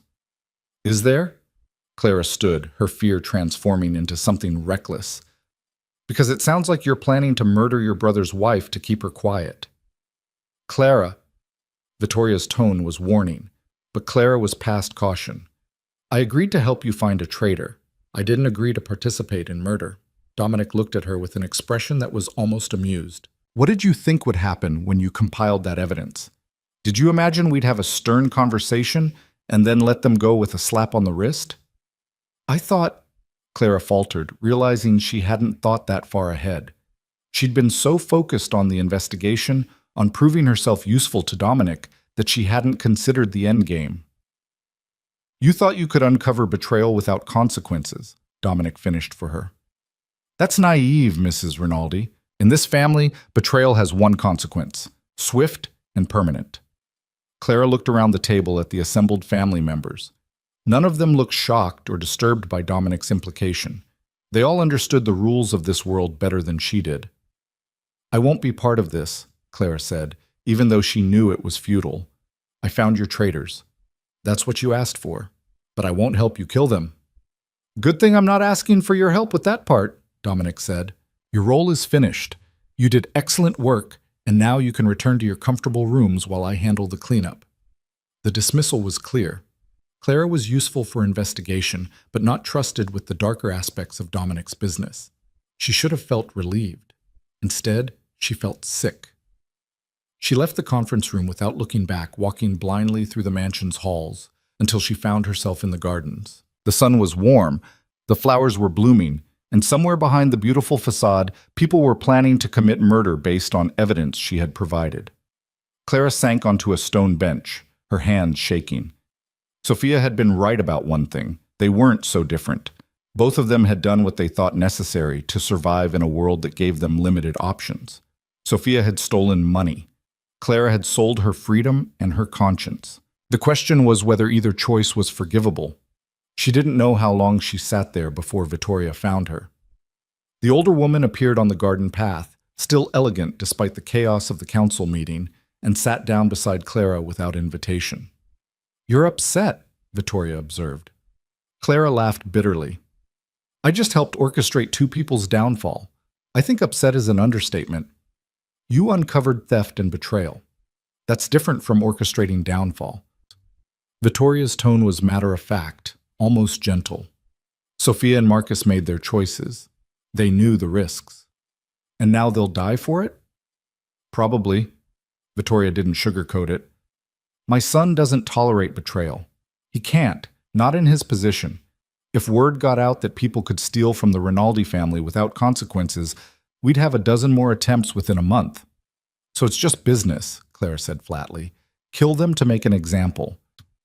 Kill them to protect the family, Vittoria corrected. Including you. Sophia threatened to go to the police. If she does that, if she starts talking about our operations, everyone connected to this family becomes vulnerable, including Dominic's new wife, who compiled evidence of fraud. The implication was clear. Clara's own safety depended on Sophia's silence. Either Sophia stayed quiet, or she stayed permanently silent. There was no middle ground. I didn't want this, Clara whispered. I know. Vittoria's hand, weathered but strong, covered Clara's. But this is the world you married into. Dominic should have explained the full implications before asking for your help. That's on him, not you. He told me to find a traitor. I found two. You did your job exceptionally well, too well, perhaps.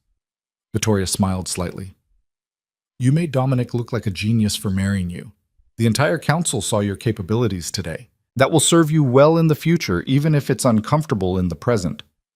Clara looked at the woman beside her, Dominic's mother, the matriarch of a criminal empire, someone who had survived decades in this world by being smart and ruthless in equal measure. How do you live with it? Clara asked. The violence, the betrayals, the constant calculating. Vittoria was quiet for a moment, her gaze distant. You find things worth protecting. Family, legacy, the few people you can truly trust. Everything else becomes background noise, necessary evils to preserve what matters. And if you can't find anything worth protecting, then you leave, or you break, or you become something you don't recognize anymore. Vittoria stood, smoothing her skirt. But I don't think you'll break, Clara. You're stronger than you realize. Dominic saw that. That's why he chose you. She walked away, leaving Clara alone with her thoughts, and the growing certainty that she'd crossed a line today that couldn't be uncrossed. She'd proven herself valuable to Dominic, earned his trust and his family's respect, but the cost had been her illusion that she could participate in this world without getting blood on her hands. Even if she never pulled a trigger or gave an order, Sophia and Marcus would die because of the evidence Clara compiled. That made her complicit, whether she wanted to acknowledge it or not. Clara stood, brushing off her dress and heading back toward the mansion. She would return to her rooms, take a long shower, and try to pretend that she was still the person she'd been 4 days ago. Someone who fixed problems quietly and tried to stay invisible. But that person was gone. In her place was someone who had survived her first test in the Rinaldi family by helping to identify and condemn 2 traitors. Someone who understood that in this world, information was power, and power came with blood on it. As Clara climbed the stairs to her wing, she passed a window overlooking the front drive. 2 SUVs were pulling away from the mansion, probably carrying Antonio and Sophia to whatever fate Dominic had planned. Marcus's car was already gone. Clara didn't watch them leave. She just kept walking, counting steps, focusing on breathing, trying not to think about what came next. But when she reached her rooms and closed the door behind her, she finally let herself acknowledge the truth she'd been avoiding all day. Sophia had been right about one thing. Everyone in this family got their hands dirty eventually. Clara had just discovered that she could compile evidence and present findings without flinching, that she could participate in someone's downfall and still sleep at night. She didn't know whether that made her strong or broken, but she knew it made her exactly what Dominic needed. Someone smart enough to be useful and pragmatic enough to survive. The real question was whether surviving in this world was worth what it would cost her soul. Clara didn't have an answer yet, but as she looked at her reflection in the bathroom mirror, seeing the polished exterior and haunted eyes, she suspected she'd find out soon enough. The Rinaldi family had a way of testing people, of pushing them until they either broke or became something harder. Clara had survived the first test, but she had a feeling there would be many more to come, each one asking her to compromise a little more, to accept a little more darkness, until the line between victim and participant disappeared completely. And the most terrifying part was that she wasn't sure she cared anymore. Not if caring meant being powerless again. Not if caring meant going back to being invisible, ignored, disposable. Dominic had given her power, purpose, and protection. The price was her conscience and her complicity. Standing there in her gilded cage, Clara wasn't certain the trade was worth it, but she was certain she'd already made it, and there was no going back now. The next morning, Clara woke to find an envelope slid under her door. Inside was a single piece of paper with 3 words in Dominic's precise handwriting. It's handled. D. She stared at those words for a long time, understanding their full meaning. Sophia and Marcus were gone. Not just gone from the estate or gone from the family business, but gone in the permanent way that Dominic's world demanded. Clara had suspected it would happen quickly, but seeing the confirmation in black and white made her stomach turn. She burned the note in the bathroom sink, watching the paper curl and blacken until nothing remained but ash. Then she got dressed and went downstairs because hiding in her rooms would only prove she was too weak for this world. Maria was waiting in the hallway outside the dining room. Mrs. Rinaldi, Mr. Rinaldi asked me to inform you that he'll be occupied with business today, but he expects to see you at dinner tonight, 7 o'clock. Of course, Clara said, her voice steady despite the knot in her stomach. Thank you, Maria. She ate breakfast alone in a dining room that felt cavernous without other people filling it. The food was excellent, the coffee perfect, and Clara tasted none of it. She kept thinking about Sophia's final words at the council meeting, about how everyone in this family got their hands dirty eventually. Clara's hands felt filthy now, even though she'd only compiled spreadsheets and traced money flows. The distance between analysis and execution should have felt wider, but it didn't. She'd provided the ammunition. The fact that someone else pulled the trigger didn't absolve her of responsibility. She was clearing her plate when Vittoria appeared in the doorway, elegant in a cream-colored suit that probably cost more than Clara's old car. "Walk with me," Vittoria said, not quite a request, but not quite a command either. Clara followed her out into the gardens, where the morning sun cast everything in golden light that seemed obscenely beautiful given what had happened in the last 24 hours. They walked in silence for several minutes before Vittoria finally spoke. "You're wondering if you did the right thing?" It wasn't a question, so Clara didn't answer. She just kept walking, focusing on the manicured paths and carefully cultivated roses that probably required a team of gardeners to maintain. "Sophia and Marcus made their choices long before you arrived," Vittoria continued. "They chose to steal, to betray, to prioritize their greed over their loyalty. What happened to them is a consequence of those choices, not of your investigation." "Oh, that's a convenient way to frame it," Clara said quietly. Vittoria stopped walking, turning to face her. "It's the truth. Do you think if you hadn't found the evidence, they would have stopped stealing? Do you think they would have suddenly developed a conscience and returned the money?" "No," Clara admitted. "They would have continued until they were caught by someone else or until they stole enough to disappear. Either way, the outcome would have been the same. You simply accelerated the timeline." Vittoria's expression softened slightly. "I understand this is difficult. You weren't raised in this world. You have moral frameworks that don't quite fit the reality you're living in now." "Is that what you call it? Moral frameworks that don't fit?" Clara couldn't keep the bitterness out of her voice. "I helped condemn 2 people to death. That's not a framework problem, that's a soul problem." "Perhaps." Vittoria resumed walking, and Clara fell into step beside her. "But consider this. If you had refused to investigate, if you had told Dominic no, what would have happened?" Clara had already thought about this during her sleepless night. He would have found someone else to do it. Exactly. And that person might not have been as thorough or as careful. They might have missed connections, overlooked evidence, or worse, falsely accused innocent people. Your precision ensured that only the guilty were identified. It was a rationalization, but Clara found herself clinging to it anyway. At least she'd been accurate. At least the people who faced consequences were actually guilty of the crimes they were accused of.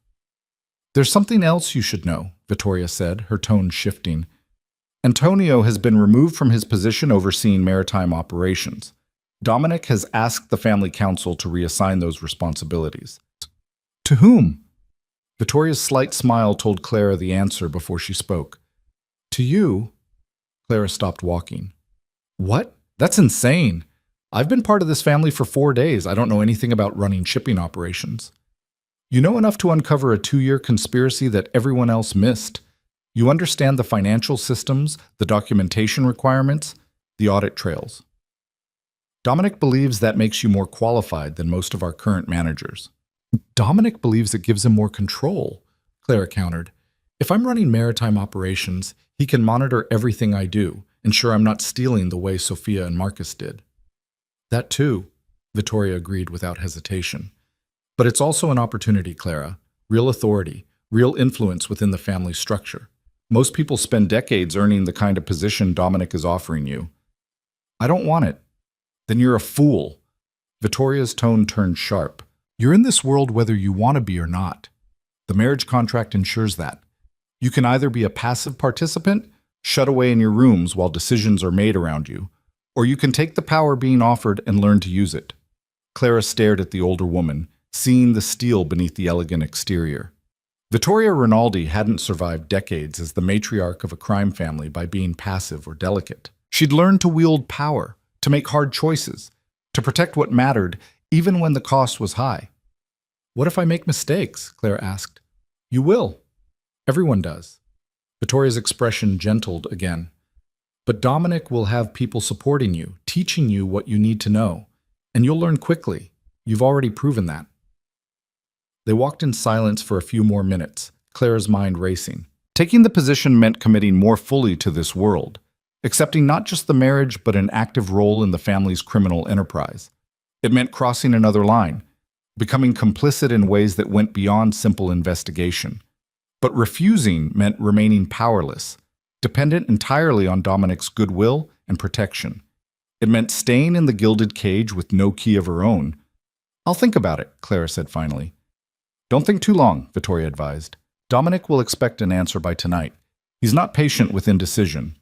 They parted at the garden entrance, Vittoria heading back into the house, while Clara stood alone among the roses, trying to decide which version of herself she wanted to become. The rest of the day passed in a blur.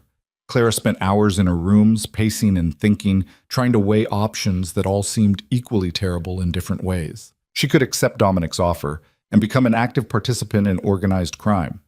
Or she could refuse and remain a prisoner with no agency, no power, no future, except whatever Dominic decided to give her.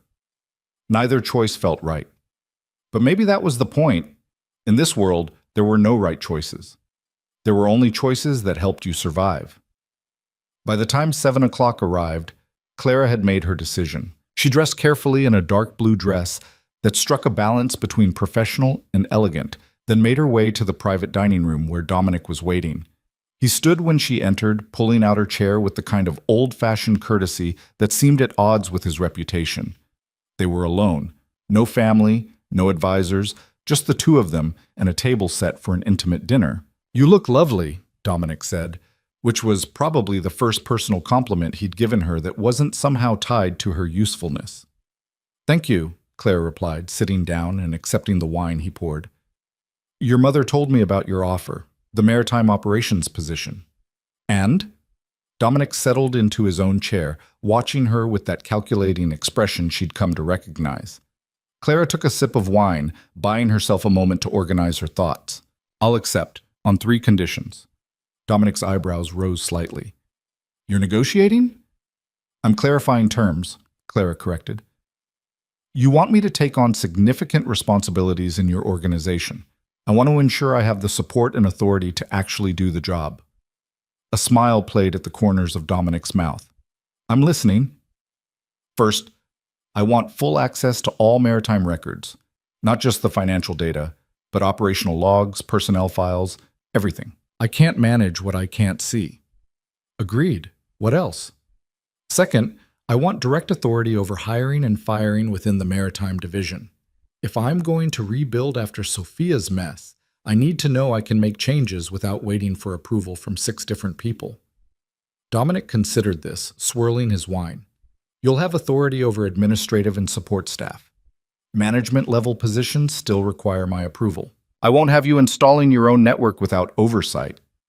It was a reasonable compromise. Clara nodded. "And third, I want my father's debt officially cleared. Publicly, legally, completely. No outstanding obligations, no hidden clauses, nothing that gives you leverage over my family." "Your family sold you to clear that debt," Dominic pointed out. "Why do you care whether it's officially resolved?" "Because I want this to be a choice going forward," Clara said firmly. "I'm accepting this position, accepting my role in your organization, but I need to know it's because I choose to stay, not because I'm being coerced through my father's failures." Dominic studied her for a long moment, and Clara forced herself to meet his gaze without flinching. This was important. The difference between being a hostage and being a participant between slavery and employment, even if the employer was a criminal. "Done," Dominic said finally. "I'll have Marcus's replacement draw up the discharge papers. Your father's debt will be officially cleared within the week." Relief washed through Clara, even though she knew it changed nothing about her fundamental situation. She was still married to a mob boss, still living in his house, still complicit in his crimes. But at least now it would be her choice to stay. "Thank you," she said. "Don't thank me yet. You have no idea what you're taking on." Dominic gestured for the staff to begin serving dinner. "The maritime operations are a disaster right now. Sophia wasn't just stealing, she was also neglecting basic management. We have shipments delayed, contracts in dispute, relationships with port authorities that need to be rebuilt." "I'll handle it," Clara said with more confidence than she felt. "I know you will." Dominic's tone was matter-of-fact. "That's why I'm giving you the position. But understand this, Clara. Taking on this role means you're no longer just my wife on paper. You're part of the family business. You'll attend meetings, make decisions that affect people's livelihoods, and yes, sometimes you'll have to make hard choices that have consequences. Like the consequences Sophia and Marcus faced." He didn't say it, but the implication hung in the air between them. "I understand," Claire said. They ate in silence for a few minutes, and Claire was surprised to find she was actually hungry. The food was excellent, some kind of pasta with seafood that melted on her tongue, paired with a wine that probably cost more than her monthly salary used to be. "There's something I need to tell you," Dominic said, setting down his fork. "About yesterday. About Sophia and Marcus." Claire's appetite vanished. "I don't need details." "Yes, you do." Passa because "Because the version you're imagining in your head is probably worse than what actually happened." Dominic leaned back in his chair. Marcus was given a choice: disappear voluntarily with enough money to start over somewhere far from here, or refuse and face permanent consequences. He chose to disappear. He's on a plane to South America right now with a new identity and a substantial payment in exchange for his silence. Clara blinked, processing this. "You let him go." "I let him leave. There's a difference. He's been removed from the family, stripped of his position and connections, and if he ever tries to return or contact anyone we know, the consequences will be severe. But he's alive." "And Sophia?" Dominic's expression hardened. "Sophia wasn't given the same choice because she made threats. She said she'd go to the police, expose our operations, destroy the family if we moved against her. That kind of threat can't be tolerated." Claire's stomach turned. "So you killed her?" "No," Dominic said quietly. "Antonio did." The words hit Clara like a physical blow. "What?" "My brother had to choose between his wife and his family. Sophia had stolen from us, threatened us, proven herself disloyal in every way that mattered. I gave Antonio the choice: handle it himself and maintain his position in the family, or refuse and lose everything." "That's not a choice," Clara whispered. "That's torture." "That's justice," Dominic corrected. "Antonio married her, brought her into this family, vouched for her trustworthiness. Her betrayal was his responsibility. He had to be the one to answer for it." Clara pushed her plate away, her hands shaking. "You made your brother kill his own wife." "I gave him the opportunity to prove his loyalty and reclaim his honor. He made his choice." Dominic's voice remained calm, almost gentle. "I know this is difficult for you to understand, but in our world, loyalty is everything. Without it, the entire structure collapses. Antonio understood that." "Did he?" Clara challenged. "Or did he just understand that if he refused, you'd kill him too?" "Perhaps both." Dominic didn't try to sugarcoat it. "But the result is the same. The threat has been neutralized. Antonio has proven himself, and the family remains intact." Clara felt bile rise in her throat. This was the world she'd agreed to join more fully by accepting the maritime position. This was the reality of the power Vittoria had encouraged her to embrace, power built on blood and enforced through terror. "I need air," Clara said, standing abruptly. Dominic didn't try to stop her. "Take all the time you need." "But Clara?" She paused at the door. "What happened to Sophia and Marcus would have happened with or without your investigation. You didn't cause their downfall. You just revealed it. Remember that." Clara left without responding, walking quickly through the mansion until she found herself back in the gardens. The evening air was cool against her flushed skin, and she gulped it down, trying to calm the nausea churning in her stomach. Antonio had killed his own wife. Dominic had forced him to choose between Sophia and the family, knowing exactly which choice Antonio would make to survive. It was calculated, brutal, and designed to ensure that everyone understood the consequences of betrayal. And Clara had helped make it happen by uncovering the evidence that proved Sophia's guilt. She sank onto the same bench where she'd sat yesterday with Vittoria, staring up at the darkening sky. Stars were beginning to appear, distant and cold, and completely indifferent to the drama playing out below them. "I thought I might find you here." Clara turned to see Vittoria approaching, wrapped in a shawl against the evening chill.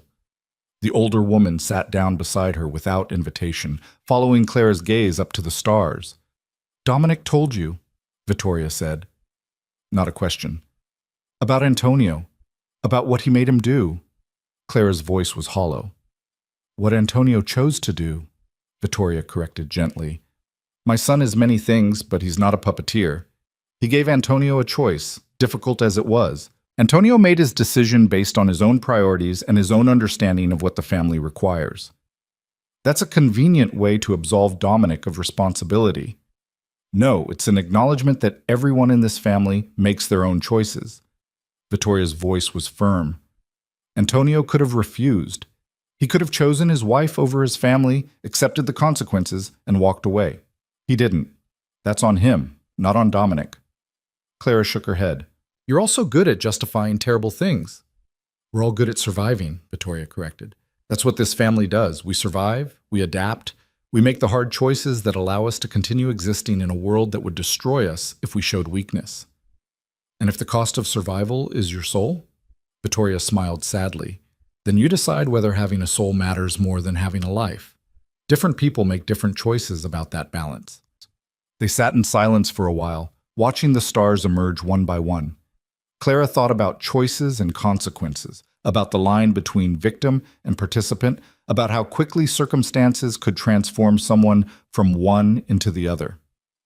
I accepted Dominic's offer, Clara said finally. The maritime position. I'm going to take it. I know, Vittoria said. You're too pragmatic not to, but now you're wondering if that makes you complicit in everything the family does. Doesn't it? Yes, Vittoria said simply. But you were already complicit the moment you married Dominic, the moment you agreed to investigate the theft, the moment you compiled that evidence.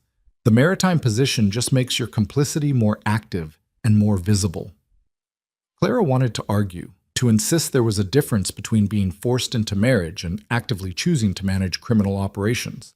But Vittoria was right. The line had already been crossed. This was just the next step on a path Clara had started walking days ago. Does it get easier? Clara asked. Living with the choices, the compromises, the knowledge of what you're part of? Vittoria considered the question carefully. It gets more familiar. I'm not sure that's the same as easier.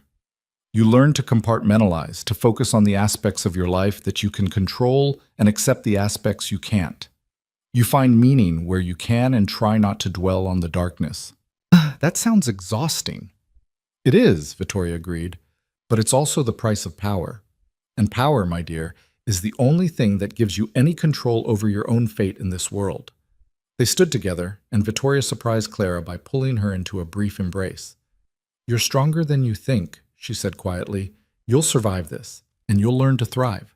I have faith in that. She left Clara alone in the garden, and Clara stood there until the stars were fully visible, trying to recognize herself in the choices she'd made and the person she was becoming. When she finally returned to the house, she found Dominic waiting in the library. He looked up from his paperwork as she entered, his expression unreadable. I'm sorry, he said, which was probably the last thing Clara expected to hear from him. For what? For not preparing you better. For not explaining the full implications of what I was asking you to do. Dominic set down his pen. I needed your skills, and I used our marriage contract to ensure your cooperation, but I should have been more honest about what finding the traitors would mean. Clara sat down across from him, studying his face for signs of manipulation or calculation. But he seemed genuinely regretful, or at least as close to regretful as someone like Dominic Rinaldi could get. Would it have changed anything? Clara asked. If you told me up front that Sophia and Marcus would die if I found evidence against them, would I have refused? I don't know. Would you have? Clara thought about it honestly. Probably not. I was already trapped. I would have done the investigation anyway, told myself I was just gathering information, and tried not to think about the consequences. Which is exactly what you did, Dominic pointed out. Yes. Clara met his eyes. Which makes me complicit, whether I wanted to acknowledge it or not. For what it's worth, I respect how you handled the council meeting. You presented the evidence clearly, answered questions honestly, and didn't try to minimize what you'd found. That took courage. Or stupidity. Sometimes they're the same thing. Dominic's slight smile returned. I heard you accepted the maritime position. Thank you. Don't thank me. I'm doing it for myself, not for you. Even better, Dominic said. People who work out of self-interest are more reliable than people who work out of loyalty or fear. Self-interest is honest. Clara couldn't argue with that logic, twisted as it was. She stood, suddenly exhausted. I'm going to bed. When do I start the new position? Monday. That gives you the weekend to review the files and prepare. I'll have everything sent to your rooms tomorrow morning. Clara nodded and headed for the door, but Dominic's voice stopped her. Clara? For what it's worth, I think you'll be good at this. Better than Sophia ever was, and probably better than Antonio. You see patterns other people miss, and you're not afraid to ask difficult questions. Those are valuable qualities. In your world, maybe, Clara said. I'm not sure they're qualities I wanted to develop. We rarely get to choose which parts of ourselves circumstances bring out, Dominic replied. We only get to choose what we do with those parts once they emerge. Clara left him there, climbing the stairs to her wing with his words echoing in her mind. She'd uncovered capabilities she didn't know she had. The ability to analyze complex criminal operations, to present damning evidence without flinching, to accept morally compromised choices in service of survival and power. Whether those capabilities made her strong or broken remained to be seen. But as Clara prepared for bed in her beautiful prison, she knew one thing with certainty. She was no longer the invisible daughter who fixed problems quietly and asked for nothing in return. She was Clara Rinaldi now, wife to a mob boss, investigator who'd uncovered a conspiracy, soon to be manager of maritime operations in a criminal empire. The question wasn't whether she could do the job, it was whether she could live with herself afterward. Clara suspected she'd find out on Monday when the real work began and the comfortable distance between analysis and action disappeared completely. For now, she had the weekend to prepare, to study the files Dominic would send, and to build whatever armor she needed around her conscience to survive in this new role. As she lay in the darkness, Clara wondered if her father or Vanessa ever thought about what they'd traded her for. Probably not. They were safe in their comfortable house, cleared of their debts, free to live their lives without consequences. While Clara paid the price for their mistakes by becoming something she'd never wanted to be, powerful, complicit, and irrevocably changed by the world she'd been forced to join. But at least now it was her choice to stay. That had to count for something, even if she wasn't entirely sure what. Monday morning arrived with a stack of files 3 feet high and a man Clara had never met standing in her new office. The office itself was impressive. Top floor of the shipping company's headquarters building, floor-to-ceiling windows overlooking the harbor, furniture that screamed executive authority. It should have felt like a promotion. Instead, it felt like walking onto a stage where everyone knew their lines except her. The man waiting for her was in his 50s, gray-haired and weathered, with the look of someone who'd spent decades working the docks before moving into management. He stood when Clara entered, his expression carefully neutral. "Mrs. Rinaldi," he said, extending his hand. "I'm James Chen. I've been interim operations manager since Mrs. Sophia's departure. Mr. Rinaldi asked me to help you transition into the role." Clara shook his hand, noting the firm grip and the way his eyes assessed her without being obvious about it. "Thank you, James.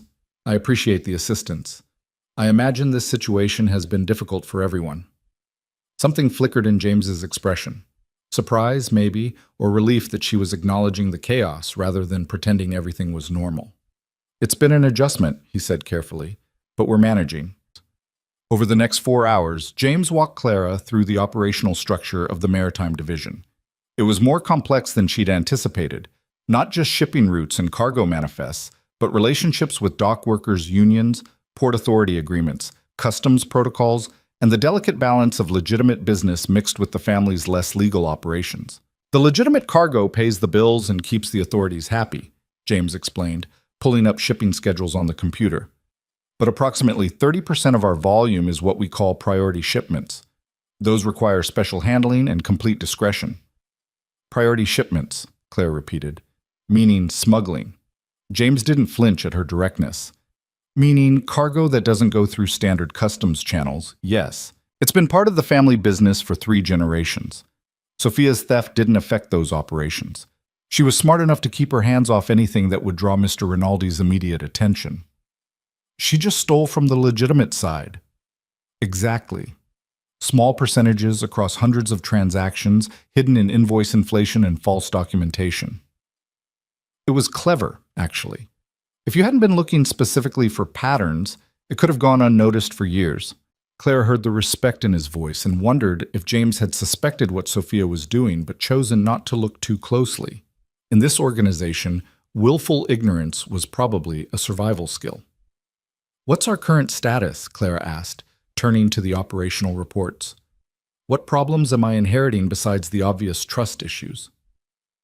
James pulled up a different screen, and Clara's heart sank as she saw the list of complications. Delayed shipments, disputed invoices, port authorities asking uncomfortable questions about documentation discrepancies, and 3 major clients who were threatening to take their business elsewhere due to the recent chaos.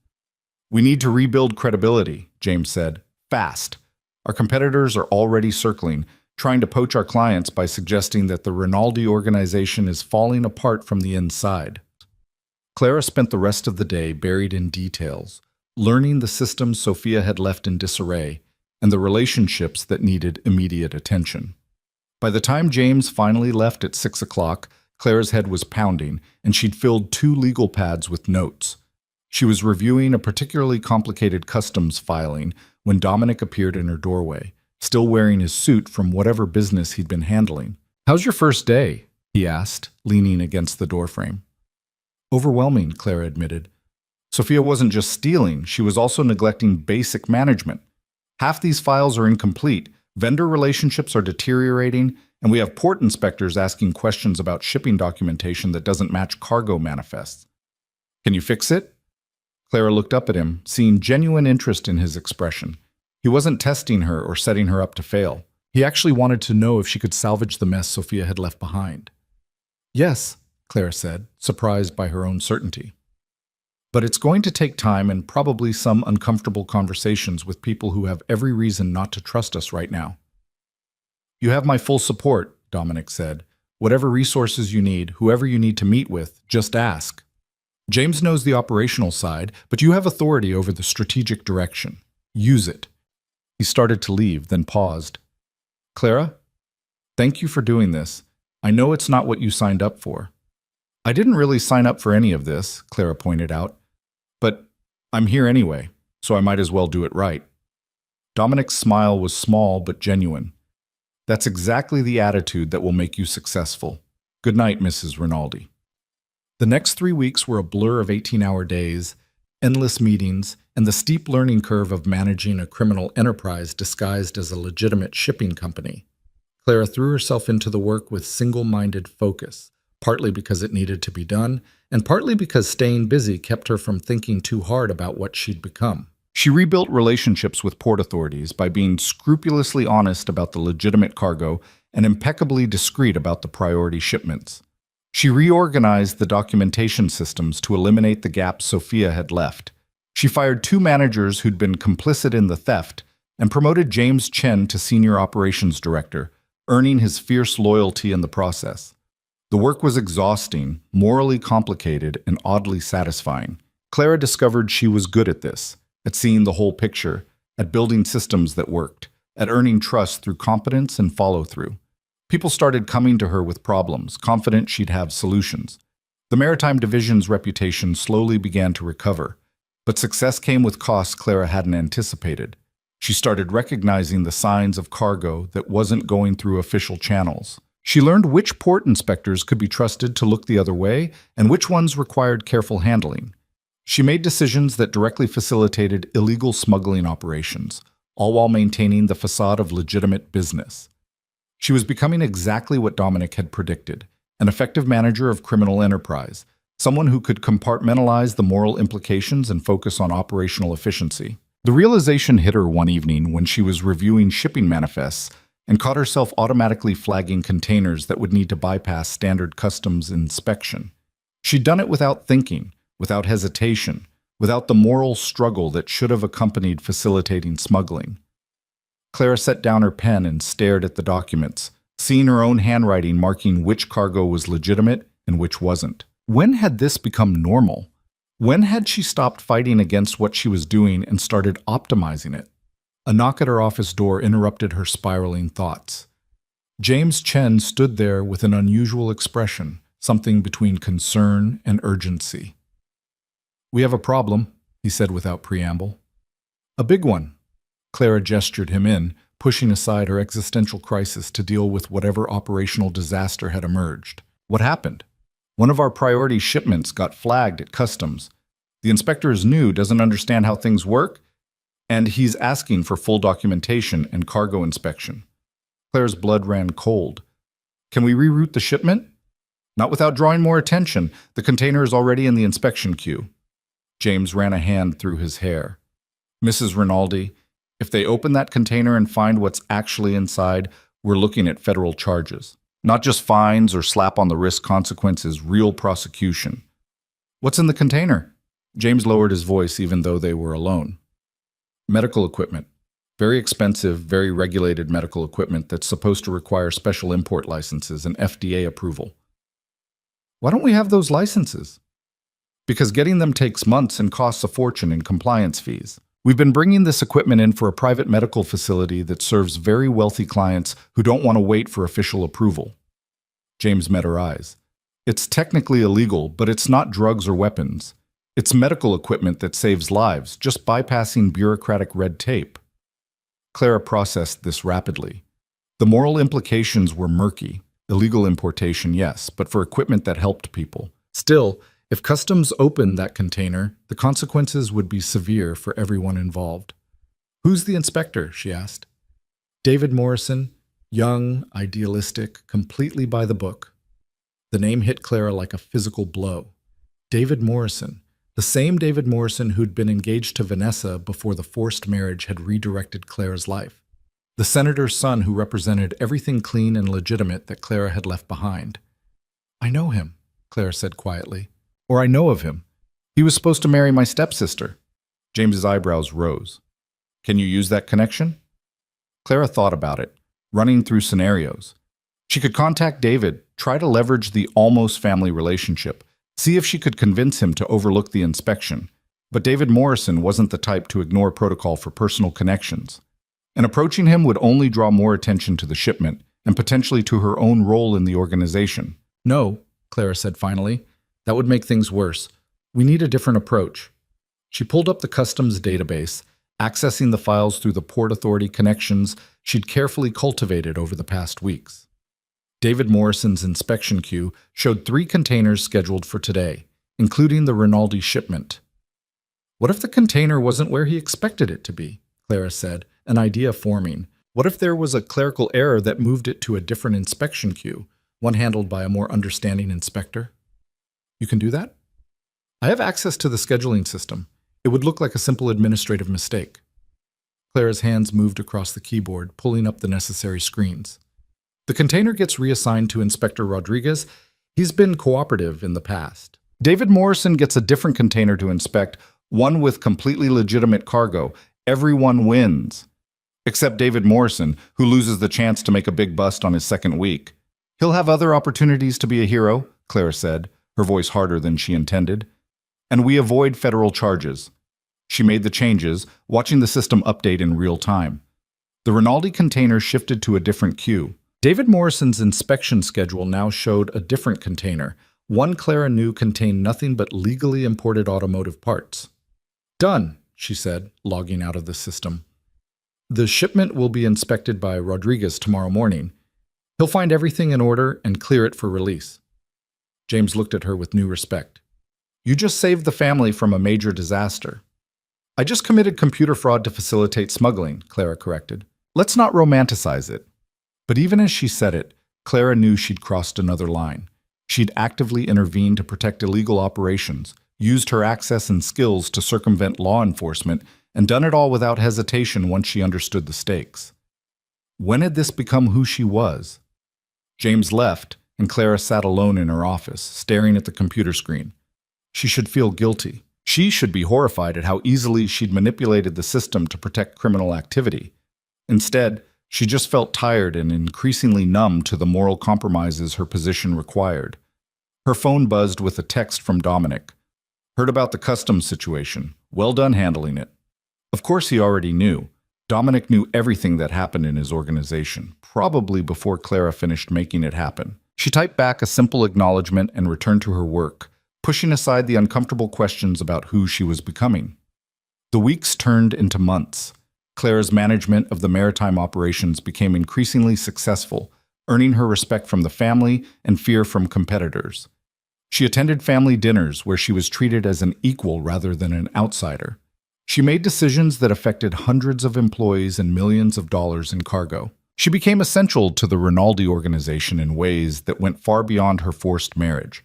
And through it all, her relationship with Dominic evolved into something neither of them had anticipated. They weren't lovers. Their marriage remained largely professional, but they'd become partners in a way that surprised them both. Dominic consulted her on business decisions.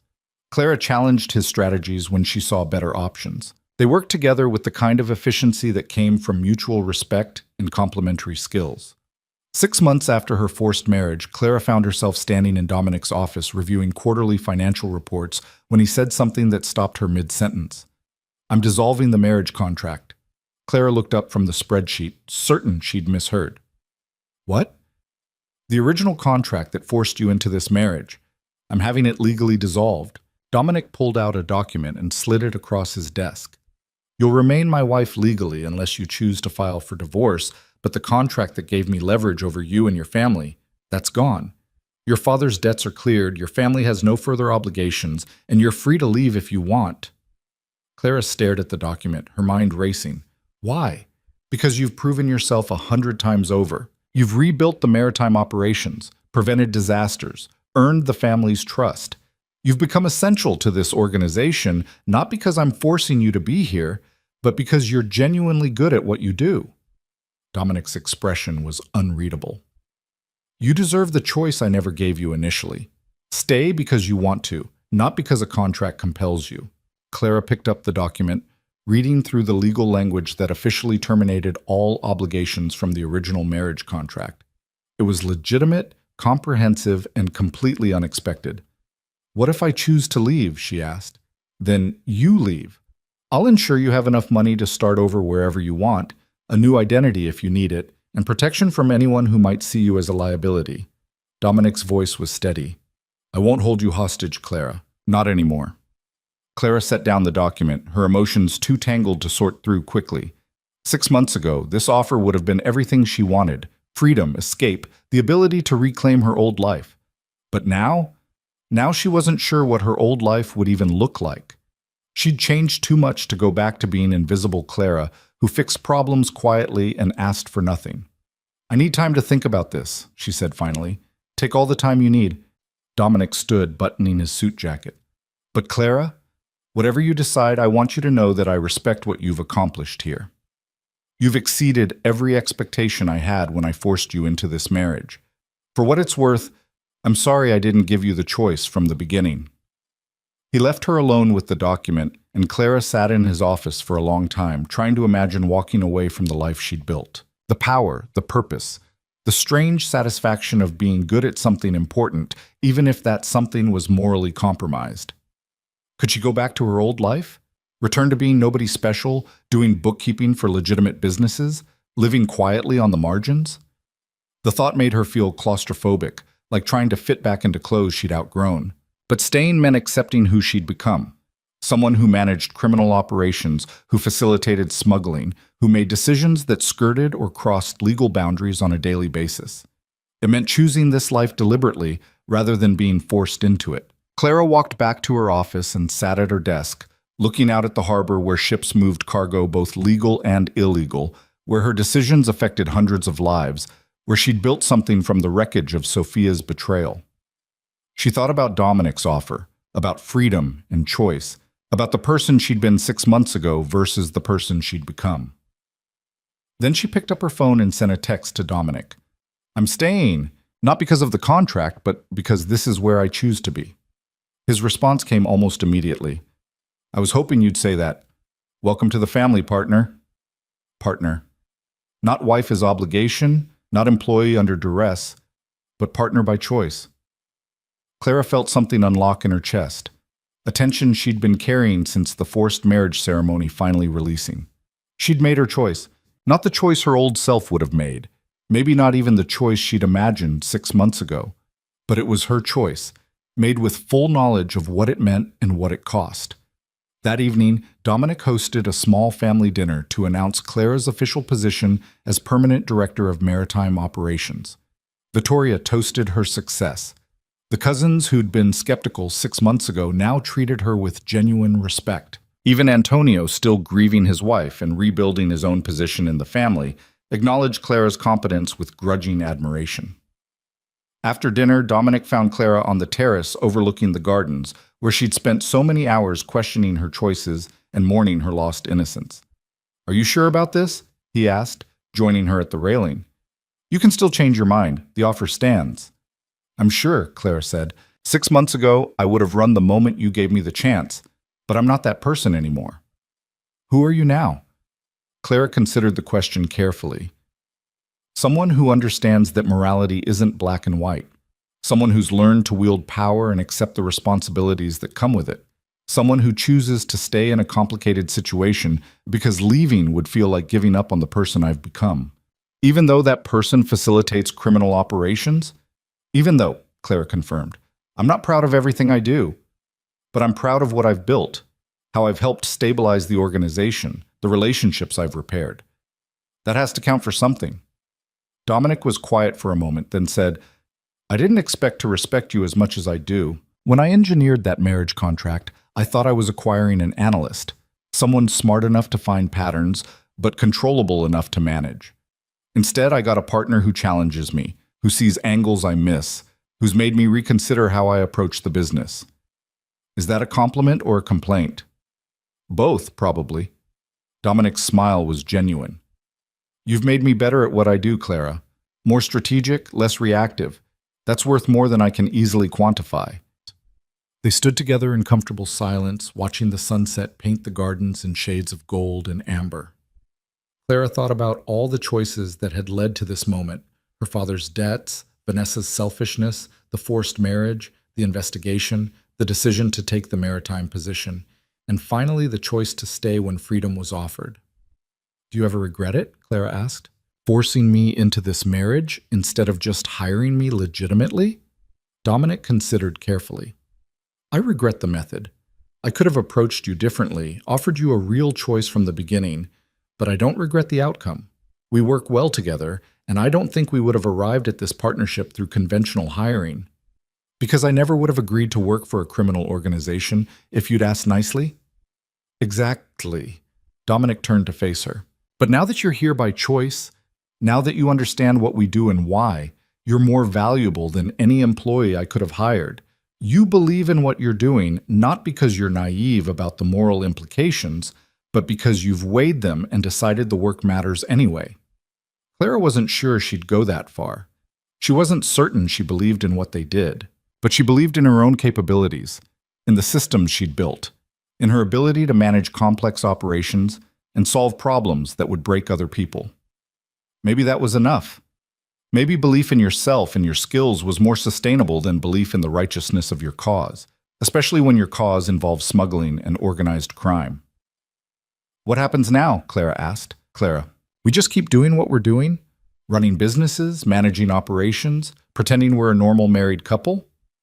"We could try actually being a married couple," Dominic suggested, and Clara heard something uncertain in his voice that she'd never heard before. "Not just partners in business, but partners in life. See if this arrangement could become something more than strategic." Clara looked at him, really looked at him, seeing past the ruthless mob boss to the man underneath, intelligent, driven, lonely in ways he'd never admit, and slowly learning to trust someone outside his immediate family circle. "I don't love you," Clara said honestly. "I respect you. I trust you professionally, but I don't love you." "I don't love you either," Dominic replied. "But I value you, I enjoy your company, and I think we could build something genuine if we both wanted to try." It was the least romantic proposal for a real relationship Clara had ever heard. It was also the most honest. They weren't kids with stars in their eyes. They were adults who'd been forced together by circumstances and discovered they worked well as a team. Building on that foundation might never produce passionate love, but it could produce partnership, companionship, and mutual respect. "Okay," Clara said. "Let's try." Dominic's smile was slow and genuine. "Just like that?" "Just like that. We've already committed to the business partnership and the legal marriage. Might as well see if we can make the personal part work too." He took her hand, and Clara felt the warmth of his skin against hers. It wasn't electric or overwhelming, but it was real and grounding in a way she hadn't expected. They went back inside together, and for the first time since the forced marriage ceremony, Clara didn't feel like a prisoner in Dominic's house. She felt like someone who'd found her place in a complicated world, who'd discovered capabilities she never knew she had, who'd made peace with moral compromises in exchange for power and purpose. The next morning, Clara woke in her own rooms. Dominic hadn't pushed for immediate intimacy, understanding that building a real relationship would take time. She got ready for work with the same efficiency she'd developed over 6 months, but something felt different, lighter somehow, now that she was staying by choice rather than compulsion. At the office, James greeted her with news that their largest client had just renewed their contract for another 3 years, citing Clara's management as the deciding factor. The Port Authority inspector, who'd been asking uncomfortable questions, had been transferred to a different district, and 3 new clients were requesting meetings to discuss potential shipping partnerships. The Maritime Division was thriving under Clara's leadership. The family business was more stable than it had been in years. And Clara herself had transformed from invisible daughter to essential partner in one of the most powerful criminal organizations on the East Coast. She should probably feel conflicted about that success. Instead, she just felt satisfied. Over the following months, Clara and Dominic's relationship evolved from professional partnership into something more personal. They started having dinner together most evenings, sharing details about their days, and gradually learning each other's histories and preferences. They discovered shared interests in strategy games and classic films. They developed the kind of comfortable rapport that came from working closely and respecting each other's competencies. It wasn't passionate love, but it was real affection built on solid foundations of trust and mutual respect. Clara found herself looking forward to Dominic's company, valuing his insights, and genuinely enjoying the life they were building together. A year after the forced marriage that had brought them together, Dominic took Clara to the same library where they'd had their wedding ceremony. But this time, there was no coercion, no contracts, no threats. "I want to renew our vows," Dominic said, holding both her hands. "Not because a contract requires it, but because I choose you. Because you've become the most important person in my life, and I want to acknowledge that properly." Clara felt tears prick her eyes, surprised by the emotion. "You're getting sentimental in your old age." "I'm getting honest," Dominic corrected. "I forced you into this marriage for strategic reasons, but I'm asking you now, freely, to choose to stay married to me not for business or protection, but because we've built something worth keeping." "Yes," Clara said simply. "I choose to stay. I choose you. I choose this life we've built together, complicated and morally messy as it is." They renewed their vows that evening with just Victoria and James as witnesses, a small, intimate ceremony that meant infinitely more than the forced wedding a year earlier. When Dominic kissed her this time, Clara kissed him back, and it felt like beginning something new rather than fulfilling an obligation. Clara Rinaldi, no longer Hale, no longer forced, but Rinaldi by choice, had found her place in a world she never intended to join. She'd discovered capabilities she hadn't known she possessed. She'd made peace with moral compromises in exchange for power and purpose, and she'd built a partnership with a man who'd started as her captor and become her equal. It wasn't the life she'd imagined. It wasn't the life anyone would have chosen for her. But standing in Dominic's arms, running a successful operation, respected by the family and valued for her skills, Clara realized it was the life she'd chosen for herself. And that choice, made with full knowledge and complete freedom, transformed everything. She wasn't a victim anymore. She wasn't invisible or disposable. She was Clara Rinaldi, strategic partner to one of the most powerful men in the city, essential architect of the family's success, and someone who'd learned to thrive in darkness by becoming her own source of light. The forced bride had become a willing partner. The invisible daughter had become indispensable, and the woman who'd started this journey trapped and powerless had emerged with more power than she'd ever imagined, power she'd chosen to embrace rather than flee from. Clara's story didn't end with rescue or escape. It ended with acceptance, transformation, and the complicated triumph of finding strength in unexpected places and building a future from the wreckage of a forced beginning. She'd survived by adapting. She'd thrived by choosing to stay. And she'd discovered that sometimes the prison you're forced into can become the kingdom you choose to rule, if you're willing to accept the crown and all the darkness that comes with it. Clara accepted it all. And in doing so, she became exactly who she was always meant to be: powerful, essential, and finally, truly free.